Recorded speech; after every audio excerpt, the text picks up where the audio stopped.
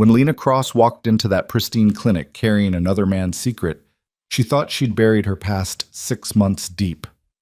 The divorce papers were signed, the escape was clean. She'd disappeared into anonymity, believing Dante Russo had moved on without looking back. But fate doesn't honor signed documents or careful plans. The moment his shadow fell across the waiting room floor, everything she'd built to protect herself, and the child growing inside her, shattered like glass under his unrelenting gaze. Some men let go. Dante Russo wasn't one of them. And now he knew exactly what she'd been hiding. Before we begin, if you love dramatic stories of second chances and dangerous love, hit that like button and comment with your city so I can see how far this story travels around the world. The Madison Avenue Wellness Clinic didn't look like the kind of place where lives fell apart. Everything about it whispered money and discretion, from the marble floors that gleamed under recessed lighting to the receptionist who smiled without showing teeth. It was the sort of establishment where celebrities came for their secrets, where politicians' wives received treatments no insurance company would ever see itemized. Lena Cross didn't belong there. At least that's what she told herself as she signed in under her maiden name, her hand instinctively moving to cradle the pronounced swell of her belly. 8 months pregnant, and she still wasn't used to the weight, the constant presence of another life pressing against her ribs, reminding her with every breath that nothing would ever be simple again. "Mrs. Cross," the nurse's voice was professionally neutral. "We're ready for you." Not Mrs. Russo. Never that again. Lena followed the woman down a corridor lined with abstract art that probably cost more than her entire year's rent. She'd chosen this clinic specifically because it was far from her old neighborhood, far from the world she'd fled 6 months ago when she'd signed divorce papers with shaking hands and walked away from the only man who'd ever made her feel both utterly safe and completely terrified. Dante Russo. Even thinking his name made her chest tighten. She forced the thought away, focusing instead on the appointment ahead. Just a routine checkup. The baby was healthy. Everything was progressing normally. In 4 weeks, maybe less, she'd hold her daughter in her arms, and this strange liminal space she'd been living in, pregnant, alone, hiding, would finally resolve into something concrete. She could do this. She was doing this. The examination room was smaller than she expected, painted in soft blues that were probably meant to be calming. Lena settled onto the table, the paper crinkling beneath her, and tried to steady her breathing. The nurse took her vitals with efficient hands, asking questions Lena had answered a dozen times before. Any cramping? No. Bleeding? No. Unusual pain? Only the usual kind. "Dr. Morrison will be right in," the nurse said, closing the door behind her with a soft click. Lena closed her eyes, letting her head fall back against the wall. Exhaustion lived in her bones these days, a deep weariness that had nothing to do with the pregnancy and everything to do with the constant vigilance required to stay invisible. She'd left Manhattan for Brooklyn, found a small apartment in a neighborhood where nobody asked questions. She worked remotely for a marketing firm that didn't care where she lived as long as she met her deadlines. She'd built a quiet life, a safe life, a life Dante knew nothing about. The divorce had been clean as any dissolution of a 3-year marriage could be. His lawyers had been professional, almost cold in their efficiency. She'd expected a fight, expected him to use his considerable power to make things difficult. Instead, he'd let her go with a settlement generous enough to make her uncomfortable and a single message delivered through his attorney. "If this is what you want, I won't stand in your way." She'd told herself it was proof he'd never really cared, that their marriage had been exactly what it looked like from the outside, a transaction. He was Dante Russo, the man who owned half the commercial real estate in Manhattan, whose family name carried weight in circles Lena had never imagined existed before she met him. She was nobody. A waitress he'd noticed at one of his properties, whose smile had apparently been interesting enough to warrant a second glance. Their courtship had been a whirlwind, 3 months from first meeting to wedding. She'd been 24 and stupid enough to believe that intensity meant love. It had taken her 2.5 years to understand the difference. The door opened, pulling Lena from her thoughts. But it wasn't Dr. Morrison who stepped inside. It was a woman in her 50s, elegant in the way that came from generations of good breeding and better skin care. "Ms. Cross, I'm Dr. Chen. I'm afraid Dr. Morrison was called away for an emergency. I'll be handling your appointment today." Lena nodded, trying to ignore the flutter of anxiety in her chest. Change of plans. It was fine. Everything was fine. The checkup proceeded normally. Dr. Chen was thorough, professional, her hands gentle as she examined Lena's belly, measuring, pressing, listening to the baby's heartbeat through the Doppler. That sound, strong and steady, never failed to make Lena's throat tight with emotion. Everything looks excellent, Dr. Chen said, making notes on her tablet. Baby's position is good. Heart rate is strong. You're measuring right on track for 32 weeks. That's good, Lena managed. That's really good, Dr. Chen smiled. You're doing wonderfully. Any questions for me? 1,000 questions, none she could ask. What do I do when she asks about her father? How do I explain why we're alone? What if I'm not enough? No, Lena said instead. I think I'm okay. Well, if anything comes up, don't hesitate to call. We'll see you in 2 weeks. Lena nodded, accepting the appointment card the nurse handed her on the way out. 2 more weeks, then 2 weeks after that, and then her daughter would be here, and Lena would have to figure out how to be everything a child needed when she'd spent the last 6 months barely holding herself together. She made her way back to the waiting room, moving slowly. Her back ached, a dull, persistent pain that the pregnancy books promised would only get worse. She was focused on the exit, on getting outside where she could breathe when she felt it. That familiar prickle at the base of her neck, the sensation of being watched. Lena looked up, and her entire world stopped. He stood near the reception desk, tall and devastating in a charcoal suit that probably cost what she made in 3 months. Dark hair swept back from a face that belonged in Renaissance paintings. All sharp angles and aristocratic features softened only slightly by a mouth that knew how to destroy with a kiss. Eyes the color of smoke and steel fixed on her with an intensity that made her knees weak. Dante Russo, her ex-husband, staring directly at her very pregnant belly. Time seemed to fracture. Lena watched his expression shift from surprise to confusion to a dawning realization that made his entire body go rigid. His gaze moved from her stomach to her face, and in his eyes she saw the calculation happening, the timeline being assembled. They'd been divorced for 6 months. She was 8 months pregnant. The math was simple, devastating, irrefutable. Lena. Her name came out rough, scraped raw. He moved toward her and she took an instinctive step back, her hand flying to her belly in a protective gesture she couldn't suppress. His eyes tracked the movement. Something dangerous flickered across his face.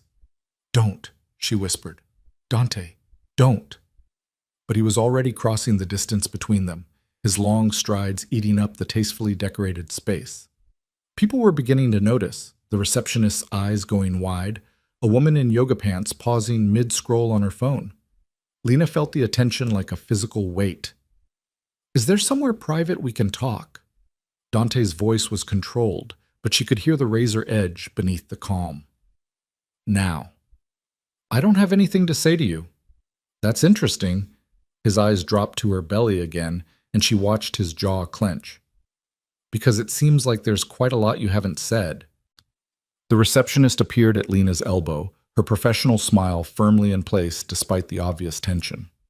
Is everything all right, Ms. Cross? Yes, Lena said. At the same time, Dante said, no. They stared at each other. Lena's heart was hammering so hard she was certain he could hear it. 6 months. She'd had 6 months of peace, of building a life separate from his world. And now he stood in front of her, looking at her like she'd committed treason. Mr. Russo, the receptionist tried again, recognizing him now. Of course she did. Everyone knew Dante Russo. Perhaps we could... Give us the room. He didn't raise his voice. Didn't need to. Command lived in every syllable. Whatever consult room is available, now. The woman hesitated, glancing at Lena. To her credit, she didn't immediately fold. Ms. Cross, are you comfortable? It's fine, Lena heard herself say, even though nothing about this was fine, even though every instinct screamed at her to run. But where would she go? Dante knew where she was now. He'd seen her, seen the baby. Running wouldn't change what he'd already figured out. The receptionist led them to a small consultation room, the kind used for delivering bad news. Lena sank into one of the chairs, exhaustion and adrenaline making her dizzy. Dante remained standing, his back to the closed door, watching her with an expression she couldn't read. The silence stretched between them, thick with everything they weren't saying. Finally, Dante spoke. When were you planning to tell me? I wasn't. The words hung in the air like a confession. His eyes went dark, something violent and hurt flashing across his features before he locked it down behind that impenetrable control he wielded like armor. I see. 2 words, carefully empty. And you didn't think I had a right to know I was going to be a father? You gave up your rights when you let me walk away. Lena's hands trembled in her lap. She pressed them flat against her thighs, refusing to let him see how much this was costing her. You signed the papers, Dante. You didn't fight. You didn't even ask me to stay. Because you made it clear that's what you wanted. The control cracked, his voice rising. He caught himself, forcing his tone down to something more level. You looked me in the eye and told me you couldn't do it anymore. That you needed to leave. Was I supposed to trap you? Force you to stay in a marriage you clearly wanted out of? You were supposed to care enough to ask why. The words came out before she could stop them, raw and honest and so painfully vulnerable that she wanted to take them back the moment they hit air. But it was too late. Dante stared at her like she'd struck him. I did care, he said quietly. That's why I let you go. Lena closed her eyes, pressing her fingers to the bridge of her nose. This was pointless. They'd had versions of this argument before, in the dying days of their marriage, when she'd tried to explain why living in his world was slowly suffocating her. The parties full of people who looked through her like she didn't exist. The constant undercurrent of danger she'd been too naive to understand when she married him. The growing certainty that she was nothing more than an attractive accessory to a man who measured everything in terms of power and control. She'd loved him. God, she'd loved him so much it hurt. But love hadn't been enough to bridge the gap between his world and hers. How far along are you? Dante asked, his tactical mind already assembling facts. 32 weeks. She watched him count backward, saw the moment he placed it. Late January. Their last night together, 2 weeks before she'd asked for the divorce. They'd fought about something, she couldn't even remember what now, and the make-up sex had been desperate, angry, the kind that left marks and made promises neither of them could keep. Jesus, Lena. He dragged a hand through his hair, the carefully maintained composure fracturing. You've been carrying my child for 8 months, and you didn't think to tell me? Not once? You made it clear you wanted a clean break. A clean break from our marriage, not from my child. His voice rose again, and he forced it down with visible effort. Did you really think I wouldn't want to know? That I wouldn't want to be involved? I thought... She trailed off, uncertain how to put it into words. Your lawyers were so efficient, Dante. Professional, cold. They made it clear that you wanted to move on, that I was being taken care of financially, and that was the end of it. There was no room for complications. And a baby is a complication. It wasn't a question. The flatness in his voice made her chest ache. In your world? Yes. Lena met his eyes, refusing to look away even though it hurt. Your life is meetings and deals and carefully orchestrated appearances. I know what children mean in families like yours, heirs and legacy and expectations I could never meet. I didn't want that for her. Her? Something shifted in his expression, a softness that was almost painful to witness. It's a girl? Lena's hand moved to her belly again, protective and instinctive. Yes. Dante was quiet for a long moment, processing. When he spoke again, his voice was different, lower, more careful. What are you planning to name her? I don't know yet. A lie. She knew. She'd chosen the name months ago, written it in the baby journal her neighbor had given her, whispered it late at night when the loneliness felt like it might swallow her whole, but that felt too intimate to share, like offering up a piece of herself she needed to keep protected. Dante moved closer, pulling out the chair across from her and sitting down. It put them at eye level, close enough that she could see the exhaustion etched around his eyes, the tension in his jaw. He looked like he hadn't been sleeping well. The thought that he might have struggled even a fraction as much as she had these past months felt both satisfying and terrible. I need you to understand something, he said carefully. I didn't want the divorce. I went along with it because you seemed so certain it was what you needed, and I'd spent our entire marriage trying to give you what you needed while failing spectacularly at actually understanding what that was. So when you asked to leave, I thought maybe letting you go was the last decent thing I could do for you. Lena's throat tightened. Dante. But this? He gestured at her belly, his hand shaking slightly before he fisted it on his thigh. This changes everything. You're carrying my daughter, Lena, my child, and I will not be shut out of her life because you've decided I'm not good enough or safe enough or whatever story you've been telling yourself to justify keeping her from me. It's not about you being good enough. The words came out thick with emotion she couldn't quite suppress. It's about keeping her safe. Safe from what? From me? His eyes went hard, dangerous. I would never hurt my own child. Not physically, but your world, Dante, the things you're involved in, the people you deal with. You think I don't know how to protect what's mine? He leaned forward, and despite herself, despite every rational reason to maintain distance, Lena felt the old pull toward him. That magnetic gravity he'd always had. The force that had drawn her in 3 years ago and never quite let go. I've built an empire on making sure my people are safe, on eliminating threats before they become problems. Did you really think I'd be less vigilant with my own daughter? That's exactly what I'm afraid of, Lena whispered. That she'll grow up in a world where threats need to be eliminated, where violence is just another business transaction. I don't want that for her.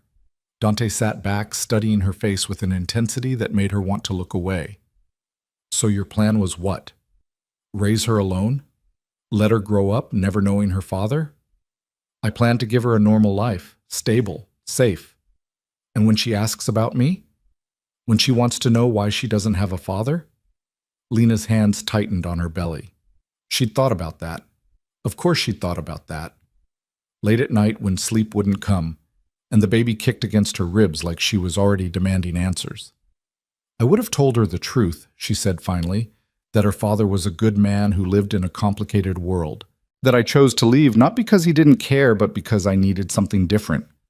A good man. Dante's laugh was bitter. Is that what you think I am? Sometimes. She met his eyes. When you let yourself be. The admission hung between them, honest and painful. Dante looked away first, his jaw working as he processed. When he looked back, his eyes had gone cold again, that ruthless focus she recognized from boardrooms and business deals. Here's what's going to happen, he said, and she heard the steel beneath the words. You're going to give me your address, your phone number, your doctor's information, everything, and then we're going to figure out a plan for how this is going to work. You can't just... I can. He leaned forward again, close enough that she could smell his cologne, that familiar scent that used to cling to her skin after he held her. You've had 8 months to make decisions about our daughter without my input. That ends today. I'm her father, Lena, whether you like it or not, whether it fits your plans or not, and I will not be shut out. And if I refuse? His eyes glittered dangerously. Then I'll have my lawyers file for custody before the end of the week. Is that really what you want? A legal battle? Because I promise you, I have resources you can't match, and a very compelling case about a mother who deliberately concealed a pregnancy from the father. Lena felt ice slide down her spine. You wouldn't. Try me. They stared at each other, the threat hanging in the air between them. Lena searched his face for some sign of the man she'd married, the one who'd been gentle with her, who'd listened when she talked about her dreams, even if he didn't fully understand them. But all she saw was Dante Russo, the businessman, the strategist who didn't lose. I left because I was drowning, she said quietly. Every day in your world felt like I was losing pieces of myself. The person I was before I met you, she just disappeared. And I didn't know how to explain that to you because you were always so certain, so controlled. You had your life figured out, and I was just trying to survive in it. Something flickered across his expression. You never said that. I tried. You didn't hear me. Then make me hear you now. He reached across the space between them, his hand hovering near hers but not quite touching. Tell me what you need, what she needs, and we'll figure it out. Lena looked at his hand, so close she could feel the heat of it. How many times had those hands held her, protected her, made her feel like she was the only thing in the world that mattered? And how many times had she felt like an obligation, a responsibility he'd taken on and couldn't quite figure out what to do with? I need you to let me do this my way, she said. Not swoop in and take over, not make decisions without me, not treat our daughter like she's another asset to manage. I would never. You already are. She gestured at the space between them. You're already making demands, already threatening lawyers. That's who you are, Dante. When you want something, you acquire it. You control it. You make it fit your vision of how things should be. But a child isn't a business deal, and I won't let you turn her into one. Dante pulled back, his expression shuddering. For a moment, she thought he might actually walk away, leave her to figure this out alone just like she'd planned. Instead, he stood, buttoning his suit jacket with deliberate precision. I'll give you 24 hours to decide how you want to handle this. You can either contact me and we can work something out like adults, or I'll have my lawyers draw up custody papers. Your choice. He pulled a card from his pocket and placed it on the table between them. His private number, the one only a handful of people had access to. Think about what's best for our daughter, Lena. Not what's easiest for you, not what fits your narrative about who I am or what my world means. Think about what she deserves. He moved toward the door, then paused with his hand on the handle. For what it's worth, I'm sorry I failed you. I'm sorry I didn't hear what you were trying to tell me. I'm sorry I let you walk away when maybe I should have fought harder. But I'm not sorry we're having this child together, and I won't apologize for wanting to be part of her life. Then he was gone, the door closing softly behind him. Lena sat in the empty consultation room, her heart hammering, her hands shaking. The baby kicked, hard enough to make her wince, as if she knew something had fundamentally shifted in the careful world Lena had built. 24 hours. He'd given her 24 hours to upend everything. She looked down at her belly, at the visible outline of a tiny foot pressing against her skin. What do I do? She whispered to the daughter she hadn't met yet. How do I protect you from him when part of me still... But she couldn't finish that sentence, couldn't acknowledge what still lived in her chest despite everything, despite the months apart, despite all the very good reasons she'd left. Her phone buzzed. A text from an unknown number. I meant what I said. 24 hours. Don't make me be the bad guy in this, Lena. We both know I can be when I need to be. She stared at the words, at the implicit threat wrapped in reasonable language. Classic Dante. Give her a choice while making it clear there was really only one acceptable answer. The baby kicked again, more insistent this time. I know, Lena murmured, her hand moving in soothing circles over her belly. I know, sweet girl. Everything just got very complicated. She stood slowly, gathering her things, trying to think through her options. She could call her lawyer, see if there was any way to fight this. But Dante was right. He had resources she couldn't match. More than that, he had a legitimate claim. She'd kept his child from him. No court would look kindly on that. She could run again, disappear more thoroughly this time. But that felt impossible now, exhausting in a way she couldn't afford. She was weeks away from giving birth. She needed stability, support, medical care. Running would put both her and the baby at risk. Or she could do what he asked. Contact him. Try to work something out.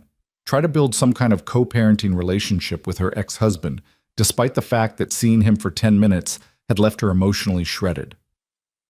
Lena made her way out of the clinic, squinting against the late afternoon sun. The city hummed around her, traffic and voices and the constant pulse of millions of lives intersecting and diverging. 6 months ago, she'd thought she could just slip into that current and disappear. Build a new life where her history didn't matter. But history, she was learning, had a way of tracking you down. She was halfway to the subway when she felt it again, that prickle of awareness. She turned, scanning the street, and saw him immediately. Dante stood beside a black town car, his driver holding the door open. He was watching her with an expression that made her breath catch, something raw and almost vulnerable beneath the usual control. Their eyes met across the distance. He didn't move, didn't approach, just watched her. Waiting. Lena tightened her grip on her bag and turned toward the subway entrance. She heard the car door close, heard the engine start. When she glanced back, he was gone. But his card was still in her pocket, and she had 24 hours to decide what came next. Lena didn't sleep that night. She lay in her small Brooklyn apartment watching shadows move across the ceiling while her daughter performed gymnastics against her ribs. Every time she closed her eyes, she saw Dante's face in that consultation room. The shock, the anger, the hurt he'd tried so hard to hide behind that impenetrable control. 24 hours. The deadline ticked away like a bomb in her chest. By morning, she'd made her decision. Not because she wanted to, but because she was out of options. She picked up her phone 3 times before finally typing out a message to the number he'd texted from. "We need to talk. But not at your office. Somewhere neutral." His response came within 30 seconds. Prospect Park. The boathouse. 1 hour. Of course he'd choose somewhere public, somewhere she couldn't make a scene, couldn't walk away easily. Dante thought of everything. Lena dressed carefully, choosing clothes that made her feel armored despite her unwieldy body. A black dress that accommodated her belly, her good coat, boots that were practical but polished. If she was going to negotiate the terms of her surrender, she'd do it looking like she had some control left. The park was beautiful in early autumn, trees just beginning to turn gold and crimson. Lena walked slowly, her hand pressed to her lower back where the ache had become constant. She spotted Dante before he saw her, standing near the water's edge in jeans and a dark sweater that made him look younger, less like the corporate titan and more like the man she'd fallen for 3 years ago. He turned as she approached, and something in his expression made her steps falter. He looked exhausted, shadows under his eyes that matched her own. "You came," he said, and she heard the relief beneath the words. "You didn't give me much choice." "I gave you exactly one choice. You could have ignored me." He gestured to a nearby bench. "Please, sit. You look tired." "I am tired." But she sat anyway, grateful to get off her feet. "I've been tired for 8 months." Dante settled beside her, careful to leave space between them. They sat in silence for a moment, watching ducks paddle across the pond. It felt surreal, this quiet domestic scene, when everything between them was fractured and sharp. "I need to apologize," Dante said finally, "for yesterday, for threatening you with lawyers. That was—" He paused, searching for words. "That wasn't my finest moment." Lena looked at him, surprised. Dante didn't apologize often. When he did, it meant something. "You were angry," she said quietly. "I don't blame you for that." "I was furious." He turned to face her, and the raw honesty in his eyes made her chest tight.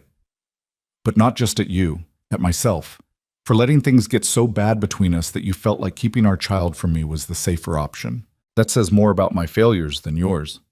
"Dante, let me finish." His hand moved like he wanted to reach for hers, then fell back to his lap. "I've spent the last 6 months trying to figure out where I went wrong with you. What I did that made you leave. My therapist, yes, I have a therapist now, keeps telling me I can't control everything, that some things aren't about winning or losing, they're about understanding and compromise. I'm not good at those things. Never have been." "You're seeing a therapist?" Lena couldn't keep the shock from her voice. "You left me, Lena. That tends to make a man examine his life choices." A ghost of a smile touched his lips, bitter and self-aware.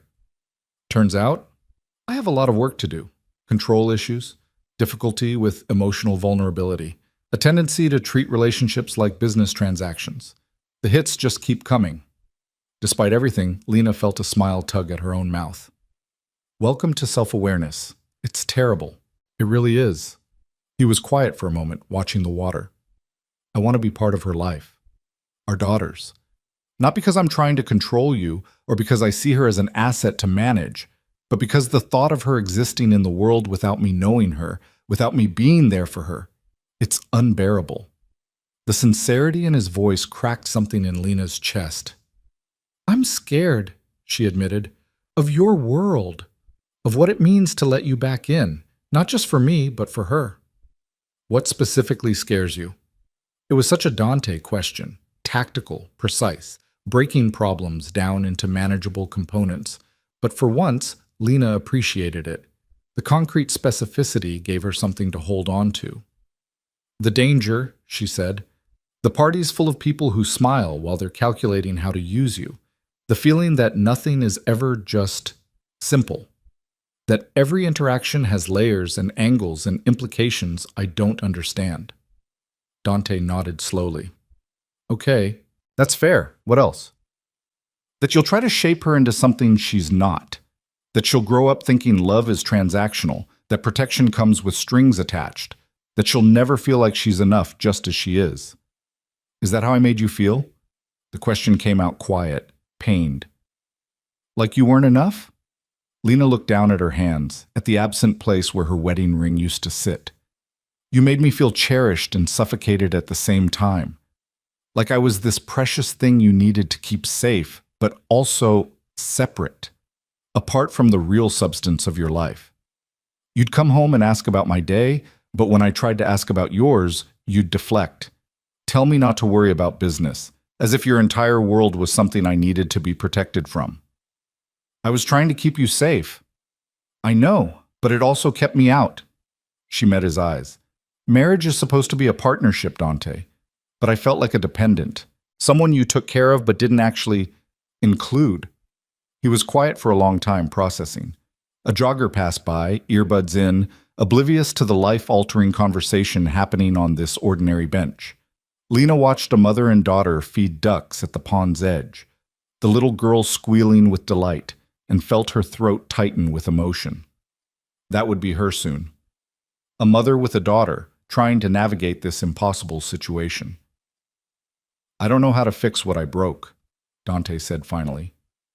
But I want to try. Not to get you back. I understand that's not what this is about, but to be better. For her. And maybe to prove to you that I can be the kind of father she deserves. What does that look like to you? Lena asked. Being the father she deserves. Honestly? I have no idea. He laughed, the sound rough and uncertain. I didn't have the best example. My father was, well, you know what he was. Distant, demanding, more concerned with legacy than with actually knowing his children. I don't want to be that. Then don't be. It's not that simple. Isn't it? Lena shifted on the bench, trying to ease the pressure on her back. You're one of the most disciplined people I know. You decide what you want and you make it happen. So decide that you're going to be different. Be present. Be available. Actually listen when she talks to you instead of already planning your response. Dante's jaw tightened. Is that what I did with you? Sometimes. She softened her tone. Not always. There were moments when you were completely there, when I felt like I was the only person in your universe. But they got rarer as time went on. Like you were always thinking 3 steps ahead, always managing the next crisis, and I was just waiting for you to come back to me. Jesus, Lena. He dragged a hand through his hair, that rare gesture of frustration. Why didn't you tell me this before? Why let it build until you had to leave? I tried. You didn't hear me. Then I'm listening now, really listening. Tell me what you need, what our daughter needs, and I'll do everything in my power to make it happen. Lena took a deep breath, steadying herself. This was it, the moment she set boundaries or lost the chance to have any say in what came next. I need you to respect that I'm her mother, that I know her, or I will know her, in ways you won't automatically have access to. I need you to work with me, not around me. No making decisions without consulting me first. No using your resources to override my choices. We do this together, or we don't do it at all. Agreed. The answer came so quickly it startled her. Just like that? Just like that. Dante turned to face her fully. Lena, I'm not interested in fighting you for control. I'm interested in being part of my daughter's life. If that means compromising, deferring to you on things, actually collaborating instead of dictating, I'll do it. I'll learn how. Learning takes time, mistakes. I need to know you won't give up when it gets hard. I won't. The certainty in his voice made her want to believe him. I let you go once because I thought that's what you needed. I'm not making that mistake again. Not with her. Whatever it takes, however long it takes, I'm in this. Lena felt tears prick her eyes, hormones and exhaustion, and something dangerously close to hope, all tangling together. I don't want to fight with you, Dante. I don't want lawyers and custody battles and our daughter growing up watching us tear each other apart. But I also can't go back to how things were. I'm not asking you to. He hesitated, then reached out slowly, giving her time to pull away. When she didn't, his hand covered hers, warm and solid. I'm asking for a chance to do better, to be better. Will you give me that? His thumb brushed across her knuckles, the gesture so familiar it hurt. How many times had he held her hand like this? During their first date, when she'd been nervous and rambling. At their wedding, when she'd been shaking with joy and terror. in the hospital after her mother died, when grief had made her feel like she might shatter. He'd always known how to ground her with a touch. "Okay," she whispered. "We can try. But Dante, if you revert to who you were, if you start trying to control everything, if you shut me out, if you make me feel small again, I will take our daughter and you will never find us. Do you understand?" Something flickered in his eyes. Not anger, but something deeper. Respect, maybe? Or fear of loss. "I understand, and I promise you I won't give you reason to run." He squeezed her hand gently. "Now tell me about the pregnancy. I want to know everything. What you've been experiencing, what the doctors have said, if there have been any complications." "You want my medical history?" She couldn't quite keep the skepticism from her voice. "I want to know about our daughter and about you, if you're comfortable sharing." Lena studied his face, looking for the catch, the angle, but all she saw was genuine interest mixed with barely concealed anxiety. He really did care. In his own intense, overwhelming way, he'd always cared. "Everything's been normal," she said slowly. "Textbook pregnancy according to Dr. Morrison. Some morning sickness in the first trimester, but it passed. She's active. You should feel her kick. It's like she's training for soccer in there. The anatomy scan showed everything developing perfectly. Heart, brain, all her organs. And she's positioned well for delivery. When are you due?"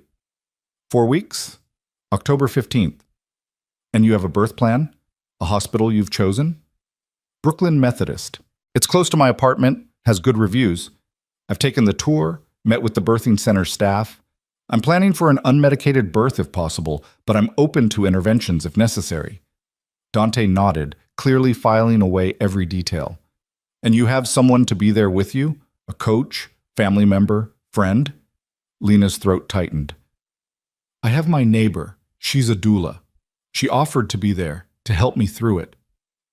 "A neighbor."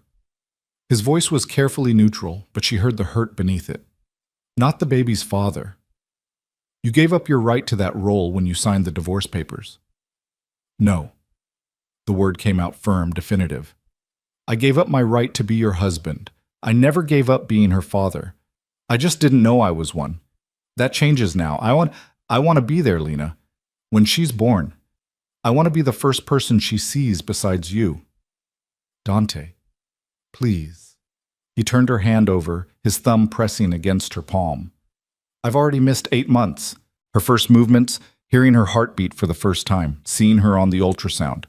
I know that's my fault for not fighting harder for our marriage, but don't take this from me too. Let me be there when she comes into the world." Lena felt her resistance crumbling.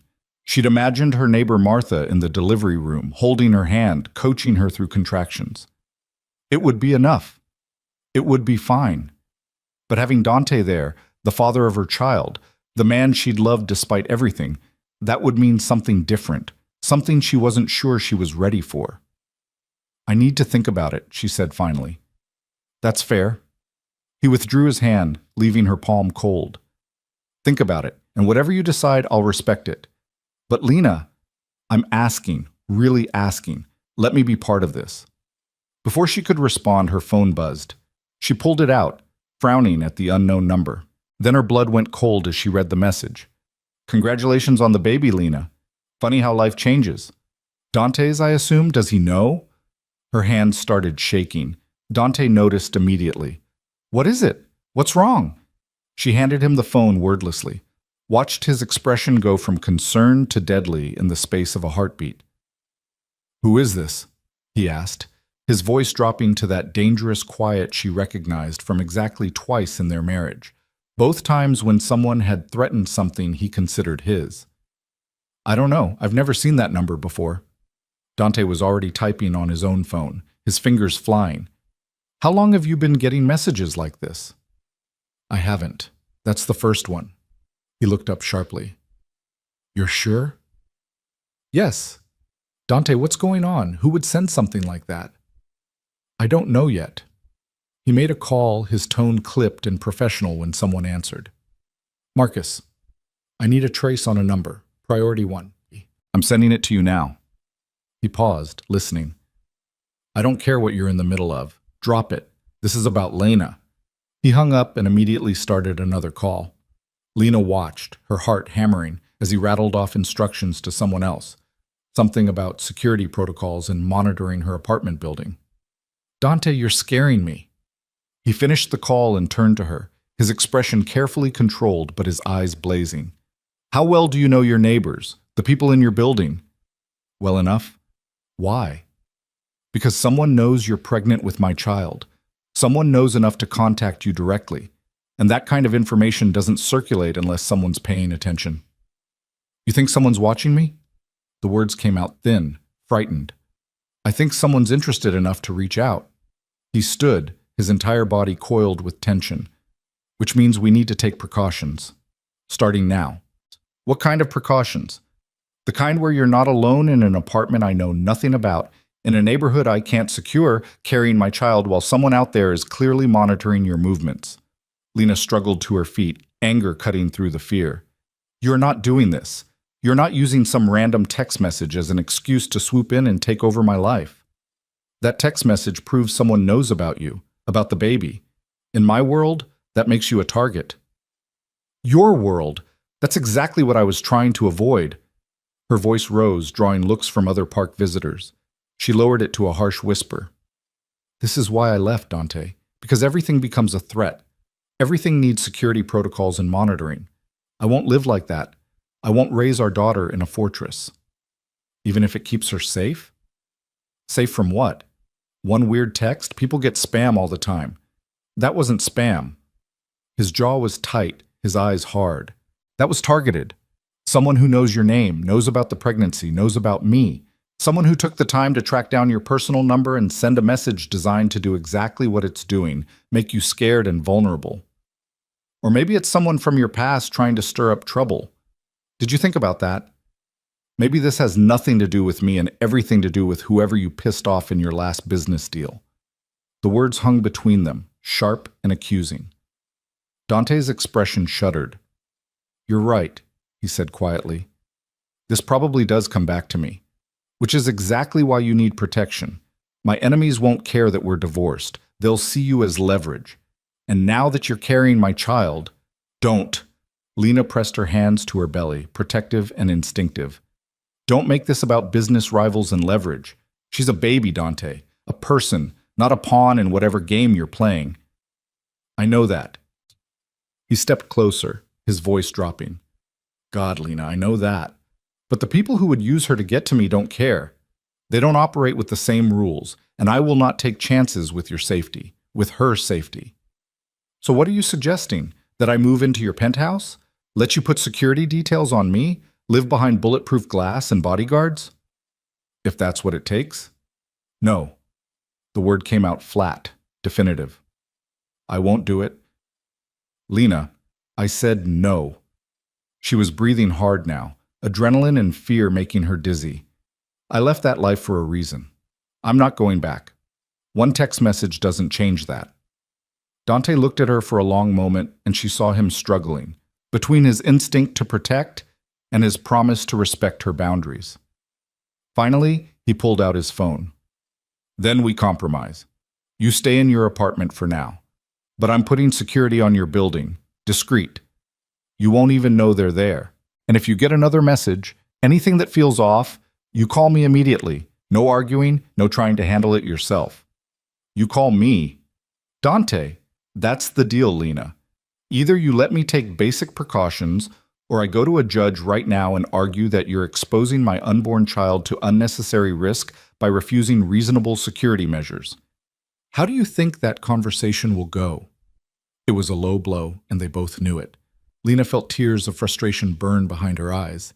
"You promised you wouldn't do this. You promised you wouldn't try to control everything."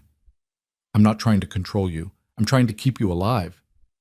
His voice broke slightly on the last word, raw emotion bleeding through the control. Please let me do this. Let me make sure you're safe. I can't." He stopped, swallowing hard. "I can't lose you both. I won't survive it." The vulnerability in that admission cracked her anger. She saw the fear beneath his commands, the terror that something might happen to her and their daughter while he stood by, helpless. It didn't make his methods right, but she understood the impulse behind them. Okay, she said finally. Security on the building, but they stay outside. They don't interfere with my life. They don't report my movements to you. They just watch. That's it. Thank you. The relief in his voice was palpable. And you'll call me if anything else happens? I'll call you. And we can discuss living arrangements later, when you've had time to think about it? Dante, just think about it, please. He reached out, his hand hovering near her face like he wanted to touch her but didn't quite dare. I know I'm asking for a lot. I know I'm pushing. But Lena, the thought of you being vulnerable, of something happening to you or our daughter because I wasn't there to protect you, it's unbearable. Lena closed her eyes, exhausted beyond measure. I need to go home. I need to process all of this. Let me drive you. I can take the subway, please. Just that one word stripped of command, pure request. Let me do this one thing. Let me make sure you get home safely. She was too tired to argue, too overwhelmed by everything that had happened in the last 24 hours to mount another defense. Fine, but you're not coming up to my apartment. I wouldn't dream of it. He offered his arm, and after a moment's hesitation, she took it. They walked back to his car in silence, Lena painfully aware of his hand at the small of her back, guiding her carefully over uneven pavement. The driver opened the door without comment, and Lena sank gratefully into the leather seats. The ride to Brooklyn felt surreal. Dante sat beside her, close but not touching, his presence filling the space. Lena watched the city slide past the windows, the familiar streets of her new life that suddenly felt less safe than they had this morning. I'm sorry, Dante said quietly as they crossed the bridge, for springing all of this on you. For the security, the demands, all of it. I know it's the opposite of what you wanted. You're doing what you think is right, Lena said, too tired for anger. You always do. That doesn't make it the right thing. She turned to look at him, surprised by the admission. He was staring straight ahead, his profile sharp against the window light. I've spent the last 6 months learning to interrogate my instincts, he continued, to question whether what I think is right is actually just about control. It's harder than you'd think, separating genuine concern from the need to manage outcomes. Is that what your therapist tells you? Among other things. A ghost of a smile touched his lips. She's brutally honest. I hate it. But I keep going back because apparently that means it's working. Despite everything, Lena felt warmth bloom in her chest. The fact that he was trying, that he was willing to examine himself this way, it meant something. I'm proud of you, she said softly, for doing the work. It's not easy. Neither is being without you. The words slipped out before he could stop them. He looked at her, raw honesty in his eyes. I miss you, Lena. Every day. Not just the big things, but the small ones. Coffee in the morning, your terrible singing in the shower, the way you'd fall asleep during movies and deny it when I called you out. I miss all of it. Lena's throat tightened. Dante, I'm not trying to manipulate you. I wanted you to know that letting you go was the hardest thing I've ever done. And if I could go back, if I could do things differently, I would. He paused. But I can't. So all I can do is try to be better going forward. For you, for our daughter, for myself. The car pulled up outside her building, a modest brownstone in Park Slope, nothing like the luxury penthouses Dante inhabited. He looked out the window, taking in the neighborhood with an assessing gaze she recognized. This is nice, he said. Good area, close to the park. It's home. Lena gathered her bag, preparing to leave.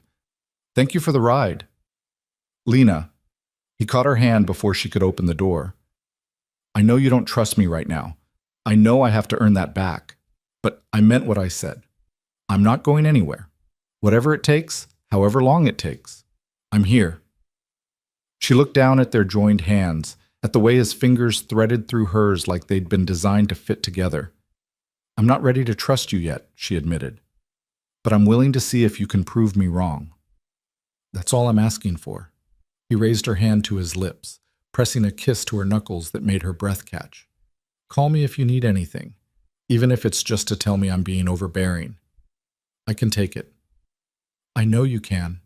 She pulled her hand away gently, needing the distance. Goodbye, Dante. Not goodbye. I'll see you soon. She climbed out of the car, feeling his eyes on her as she made her way up the front steps. Only when she was inside with the door closed did she hear the car pull away. Lena made it to her apartment before her knees gave out. She sank onto the couch, her hands shaking, the baby doing acrobatics that would have been uncomfortable if she wasn't so numb with shock. Her phone buzzed. Another message from the unknown number. "He's watching you now. Good. You're going to need protection for what's coming." This time, Lena called Dante immediately. He answered on the first ring. "What happened?" Another message. Her voice shook despite her best efforts to control it. "Dante, I'm scared. I'm on my way back. Don't open the door for anyone except me. The security team is already in position. They'll make sure no one gets to you." "What's happening? Who is this?" "I don't know yet." His voice was hard, cold with fury. "But I'm going to find out. And Lena? They've made a very serious mistake by threatening you." The line went dead. Lena sat in her quiet apartment, one hand on her belly, and waited for the storm she'd tried so hard to escape to come crashing back into her life. Dante arrived within 20 minutes, which meant he'd broken every traffic law between Manhattan and Brooklyn. Lena heard his footsteps on the stairs before his knock. 3 sharp raps that somehow conveyed both urgency and restraint. She opened the door to find him flanked by 2 men in dark suits who radiated the kind of quiet competence that came from military training. Dante's eyes swept over her, cataloging every detail like he was checking for damage. "You're okay," he said, and it wasn't quite a question. "Physically, yes." Lena stepped back to let him in, acutely aware of how small her apartment must seem to him. The entire space could probably fit in his living room. Emotionally is a different story. The 2 men remained in the hallway. Dante closed the door, then immediately began moving through the apartment with methodical precision, checking windows, examining sight lines, his expression growing darker with each discovery. "This building has no security," he said flatly. "The front door doesn't even lock properly. Anyone could walk in. It's Brooklyn, not a war zone. It might as well be right now." He pulled out his phone, typing rapidly. "I'm having proper locks installed tomorrow, security cameras for the common areas, and you're getting a panic button that connects directly to my team. Dante, you can't just renovate my building. Watch me." He looked up, his eyes hard. "Show me the messages. All of them." Lena handed over her phone, watched his jaw clench as he read through them, his knuckles going white around the device. When he finally looked up, something dangerous glittered in his expression. "This isn't random," he said quietly. "Someone's been tracking your movements. They knew you were at the clinic yesterday. They knew exactly when to send these messages for maximum impact." "How can you tell?" "The timing, the specificity." He handed back her phone. "Whoever this is, they want you scared. They want you running to me for protection, which means this is about leverage." "Leverage for what?" "That's what I intend to find out." He moved to her window, looking down at the street below. "There's a black sedan at the corner. My team. They'll maintain a perimeter, rotate shifts every 8 hours. You won't see them, but they'll be there." Lena sank onto her couch, exhaustion pulling at her bones. The baby had finally settled, a small mercy given her heart was still racing. "This is insane. 2 days ago, my biggest concern was whether I'd packed the right things for my hospital bag. Now I have armed guards and mysterious threats and—" Her voice broke. "I can't do this, Dante. I can't bring a baby into this." He was beside her in an instant, crouching down so they were eye level. "Hey, look at me." When she did, his expression had softened, the ruthless businessman replaced by something more human. "I know this is terrifying. I know it's everything you tried to escape, but I promise you, I will find out who's behind this and I will end it. You and our daughter will be safe. That's not negotiable." "You can't promise that. You can't control everything, no matter how much you want to." "No, but I can control this." He reached up slowly, giving her time to pull away, and brushed a strand of hair from her face. "I've already made calls. Every resource I have is being directed at finding this person. Marcus is the best tracker in the business. If there's a digital trail, he'll find it. And I have people reaching out to my contacts, seeing if anyone's heard whispers about moves against me or my family." "Your family?" Lena repeated. "I'm not your family anymore." "You're carrying my child. That makes you family. Divorce papers don't change that." His hand lingered near her face, and she found herself leaning into the warmth despite knowing better. Have you eaten today? The change of subject threw her. What? Food. Have you had any? When she hesitated, he stood, moving to her small kitchen. When did you eat last? I had toast this morning, I think. You think? He opened her refrigerator, frowning at the contents. Lena, there's nothing in here but yogurt and some questionable leftovers. I haven't had much appetite. That's not an excuse. He was already on his phone again. I'm having food delivered. Real food. What is the baby like? Despite everything, Lena felt a smile tug at her lips. The baby doesn't have preferences yet. She just steals all my nutrients and makes me crave weird things at 3 a.m. Like what? Last week it was pickles and ice cream. Very cliché. This week it's been oranges. I can't get enough of them. Oranges. Noted. He placed an order, rattling off enough food for a small army.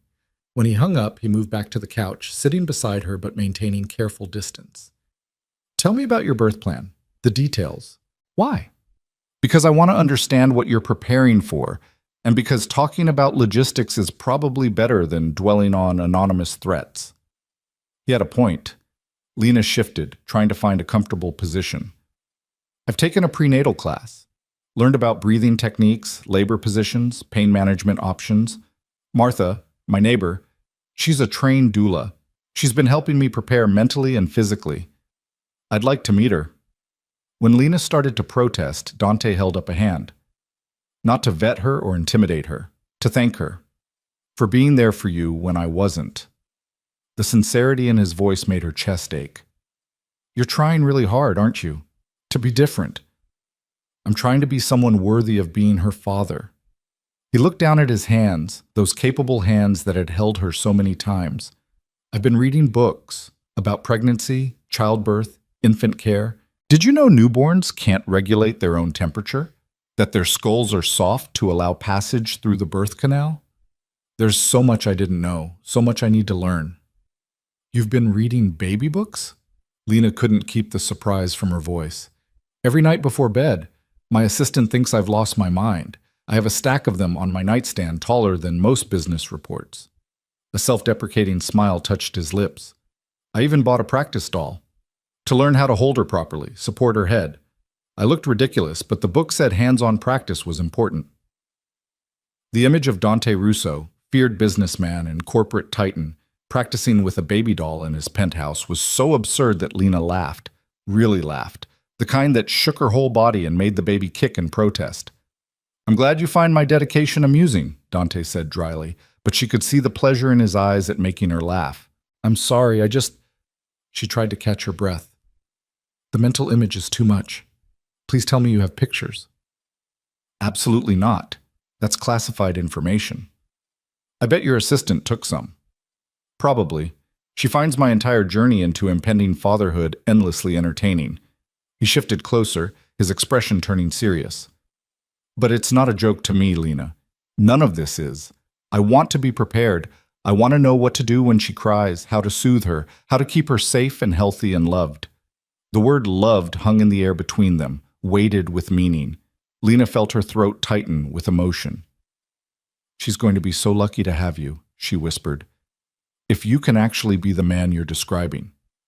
I will be. I have to be. His hand moved to rest on the couch between them, close enough that she could feel the heat of it. Because the alternative, failing her the way I failed you, that's not an option I can live with. Before Lena could respond, her phone buzzed. They both tensed. Dante leaned over to look at the screen. It's just the food delivery, he said, the relief evident in his voice. I'll get it. He was back moments later with enough takeout containers to feed a small neighborhood. Thai food, Italian, Chinese, even a burger with fries.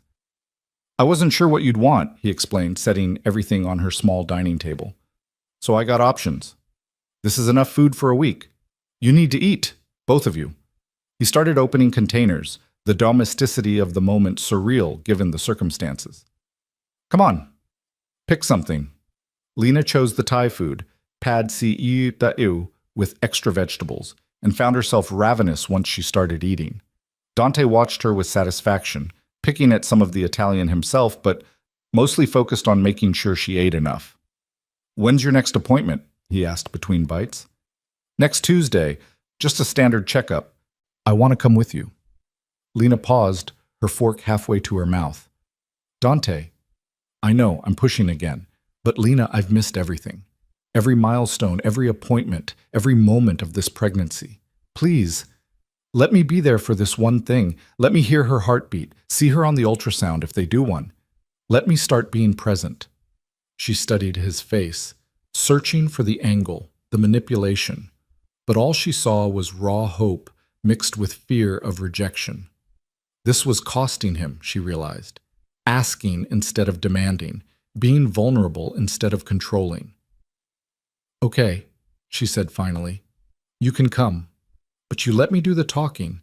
You're there to observe, not to interrogate my doctor or try to take over my medical care." "Deal." The relief in his smile was genuine. "Thank you." They ate in companionable silence for a while, the only sounds the quiet clink of utensils and the ambient noise of the city outside. Lena found herself relaxing despite everything, lulled by the simple act of sharing a meal with someone who wasn't asking anything of her in that moment. "I've been thinking about names," Dante said eventually, his tone careful, like he was testing dangerous waters. "For our daughter, do you have any preferences?" Lena's hand moved to her belly, protective and instinctive. She'd been holding the name close, a secret between her and the child she hadn't met yet. Sharing it with Dante felt like surrendering something precious. But he was her father. He deserved to be part of this. "Sophia," she said quietly. "I've been thinking about Sophia. It means wisdom." Dante went very still.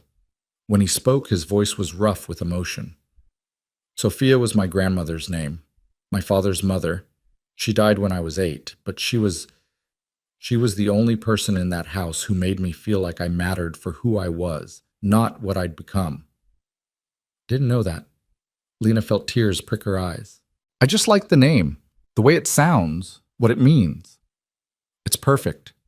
He looked at her with such naked gratitude that she had to look away. "Sophia Russo, our daughter."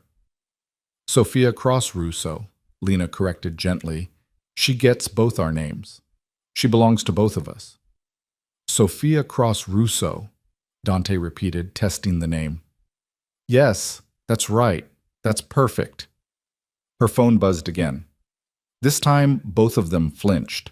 Dante grabbed it before she could, his expression darkening as he read. "What does it say?" Lena asked, her appetite vanishing. "Enjoying your dinner? He can't protect you forever. There are always cracks in the armor." Dante's jaw clenched. "They're watching right now. They saw the food delivery." Fear sliced through Lena, cold and sharp. "They're here? Outside?" Apparently. Dante was already on his phone, barking orders to someone. "I want a full sweep of the area. Every building, every rooftop, every vehicle. Someone is close enough to see this apartment, and I want them found. Now." He hung up and moved to the window, careful to stay to the side. "Don't stand near the windows until we know where they are." "This is insane!" Lena struggled to her feet, adrenaline making her shake. "Someone is watching me eat dinner? Sending me messages about cracks in armor? What does that even mean?" "It means they want to demonstrate how vulnerable you are, how easily they can reach you." Dante pulled the curtains closed with sharp, efficient movements. "It's a psychological tactic. Make you feel exposed, unsafe, so you're more likely to comply with whatever they want." "Which is what, exactly? What could anyone possibly want from me?" "From you? Nothing." He turned to face her, his expression grim. "From me? Everything. Your leverage, Lena. The most effective kind. They've figured out that threatening you will get my attention faster than any business move or financial pressure. So this is about you, your enemies, your world, your problems." The old anger flared hot in her chest. "This is exactly what I was trying to escape." "I know." The admission seemed to cost him. "I know, and I'm sorry, but we're past the point of escaping. They know about you now. They know about Sophia, and the only way forward is through." "Through what?" "Through me eliminating the threat." His voice dropped to that dangerous quiet she recognized from exactly twice before, Once when someone had tried to sabotage one of his developments, and once when a business rival had made insinuations about Lena's past. Both times, the threat had disappeared completely within 48 hours. She'd never asked how, never wanted to know. "What are you going to do?" she asked, not sure she wanted the answer. "Whatever is necessary to keep you safe." He moved closer, his presence filling the small space. "I need you to trust me on this. I need you to let me handle it my way. Your way usually involves things I don't want to know about." "Probably. But the end result is the same. You and Sophia will be protected. That's all that matters." Lena sank back onto the couch, feeling the weight of inevitability settle over her. She'd tried to build a life outside Dante's world, tried to keep their daughter safe from the darkness that seemed to follow him. But fate or circumstance or simple bad luck had dragged her right back into it. "I can't live like this long term," she said quietly, jumping at every phone notification, afraid to stand near windows, having armed guards shadow my every move. "That's not a life, that's a prison." "It won't be long term." Dante sat beside her, close enough that she could feel the tension radiating off him. "I promise you, this is temporary. Once the threat is neutralized, how can you be sure there won't be another threat, and another after that?" She turned to face him fully. "Your world is built on power plays and territorial disputes. There will always be someone trying to find your weakness, trying to exploit it, and now they know exactly where to look." The truth of it hung between them, inescapable. Dante's face was carved in hard lines, his eyes reflecting a struggle she could only partially understand. "Then we adapt," he said finally. "We find a way to keep you and Sophia safe while still giving you the life you want, the freedom you need. It's not impossible. It just requires better planning, better security, better control," Lena finished, which brings us right back to the problem that broke our marriage in the first place.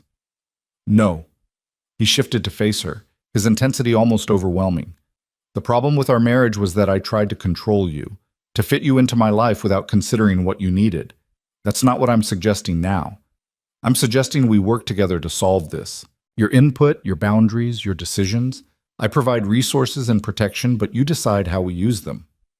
And when my decisions put us at risk, put Sophia at risk, what then? Then we have a conversation, like adults, like partners." He reached for her hand, waiting until she gave it before continuing. "I'm not saying I'll always agree with you.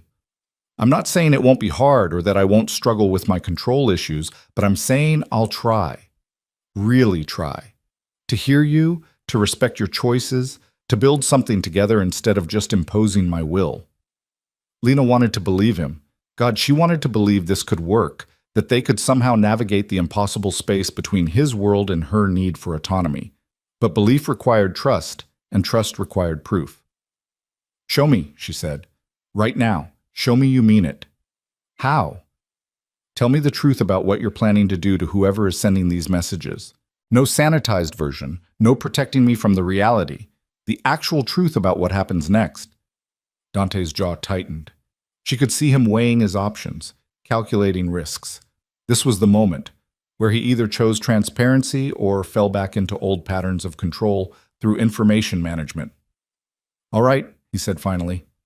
"The truth is that I have people reaching out to every contact I have in this city and beyond. We're pulling favors, gathering intelligence, tracking digital footprints. When we identify who's behind this, and we will, I'll have a conversation with them. A very direct conversation about the consequences of threatening my family." "What kind of consequences?" "The kind that make it clear this can never happen again. Financial pressure, professional isolation, legal action if applicable. I'll find out what they value and I'll make it hurt." "But not violence." She needed to hear him say it. "You won't hurt them physically. Not unless they give me no choice." His honesty was brutal. "If they come after you directly, if they try to harm you or Sophia, then yes, I'll do whatever is necessary to stop them. But I'm not a monster, Lena. I don't enjoy violence. I just don't shy away from it when the people I love are at stake." The people he loved. The phrase settled over her like a weighted blanket, comforting and suffocating at once. "You still love me," she said, not quite a question. "I never stopped." The admission came out quiet, raw. "Not when you left, not during the divorce, not in the 6 months since. I just learned to live with it, to accept that what I wanted didn't matter as much as what you needed. Lena felt tears slip down her cheeks before she could stop them. Hormones and exhaustion and the sheer emotional weight of everything catching up with her. I loved you too. She couldn't finish. Couldn't admit that somewhere beneath the fear and anger and self-preservation, something still stirred when he looked at her like she was the center of his universe. I know. He reached up, gently brushing the tears from her face. You don't have to say it. You don't owe me anything. I just need you to know that whatever happens, whatever you decide about us, I'm not going anywhere. Sophia will have a father who loves her and a mother who put her first even when it was hard. That's already more than I had growing up. The parallel struck her, Dante, trying so desperately not to become his father, trying to break cycles of emotional distance and conditional affection. It was the most vulnerable she'd ever seen him, stripped of the armor he usually wore. Okay, she whispered. We try. We work together, we communicate, and we see if we can actually make this work. For Sophia. And maybe... She trailed off, not ready to finish that thought. Maybe, Dante echoed, and something like hope flickered in his eyes. Her phone buzzed again. This time, Dante's hand shot out to grab it before she could even react. His expression went from tense to thunderous as he read. What? Lena demanded. What does it say? Sweet moment. But sentiment won't save you when the time comes. Tell Dante his sins are coming home to roost. He looked up, his eyes blazing. This is someone from my past. Someone with a grudge specific enough to reference old wrongs. What kind of old wrongs? I don't know yet. But I've made enemies over the years, business deals that went bad, partnerships that dissolved, people who felt I didn't give them what they were owed. It could be any number of things. How comforting. Lena wrapped her arms around her belly, protective and afraid. So we're dealing with someone who has nothing to lose and everything to prove. Which makes them dangerous. Dante was already dialing, his movements sharp with controlled fury, but also predictable. People operating from grievance make mistakes. They get emotional, sloppy. We'll find them. He stepped away to take the call, his voice low and urgent. Lena listened to fragments, something about financial records, old contracts, former associates. The machinery of his world spinning into motion, vast and inexorable. When he hung up, his expression was grim but determined. We have a lead. One of my former business partners, someone I bought out 5 years ago, has been making noise lately, claiming I stole his company, ruined his reputation. My team is looking into his current activities, seeing if there's a connection. 5 years is a long time to hold a grudge. Not in my world. Dante moved back to her, crouching down so they were eye level again. Listen to me. I know this is overwhelming. I know it's terrifying and not what you signed up for. But I need you to stay strong just a little longer. Can you do that? For Sophia? Lena looked into his eyes. Those gray eyes that had captivated her from the first moment, that held storms and steel and something softer she'd almost forgotten existed. She thought about the baby growing inside her, about the life she'd imagined for them, quiet and safe and simple. That life had been a fantasy. The reality was sitting in front of her, complicated and dangerous, and offering something she'd thought impossible, a genuine partnership with the man she'd loved enough to marry and feared enough to leave. I can stay strong, she said. But Dante, when this is over, when whoever is behind this is dealt with, we need to have a serious conversation about what comes next, about how we build a life that doesn't require armed guards and constant vigilance. Because I meant what I said. I won't raise Sophia in a fortress. When this is over, Dante promised, we'll build whatever life you want. Together. I swear it. He sealed the promise with a kiss to her forehead, gentle and reverent. Lena closed her eyes, letting herself lean into him for just a moment, letting herself believe that maybe, impossibly, they could find a way through the darkness into something better. Her phone stayed silent for the rest of the night. Dante's team maintained their perimeter, invisible guardians against threats she couldn't see. And somewhere out there, someone was watching, waiting, preparing their next move. But for now, in this small apartment in Brooklyn, Lena let herself rest. Let Dante stay, sitting vigil in the chair across from her couch. Let herself believe that maybe she wasn't as alone as she'd thought. Sophia kicked, strong and insistent, and Lena smiled despite everything. Whatever came next, whatever dangers lurked in the shadows, her daughter was already a fighter, already strong. She'd need to be. Because the storm brewing around them was far from over. Lena woke to the smell of coffee and the sound of low voices in her kitchen.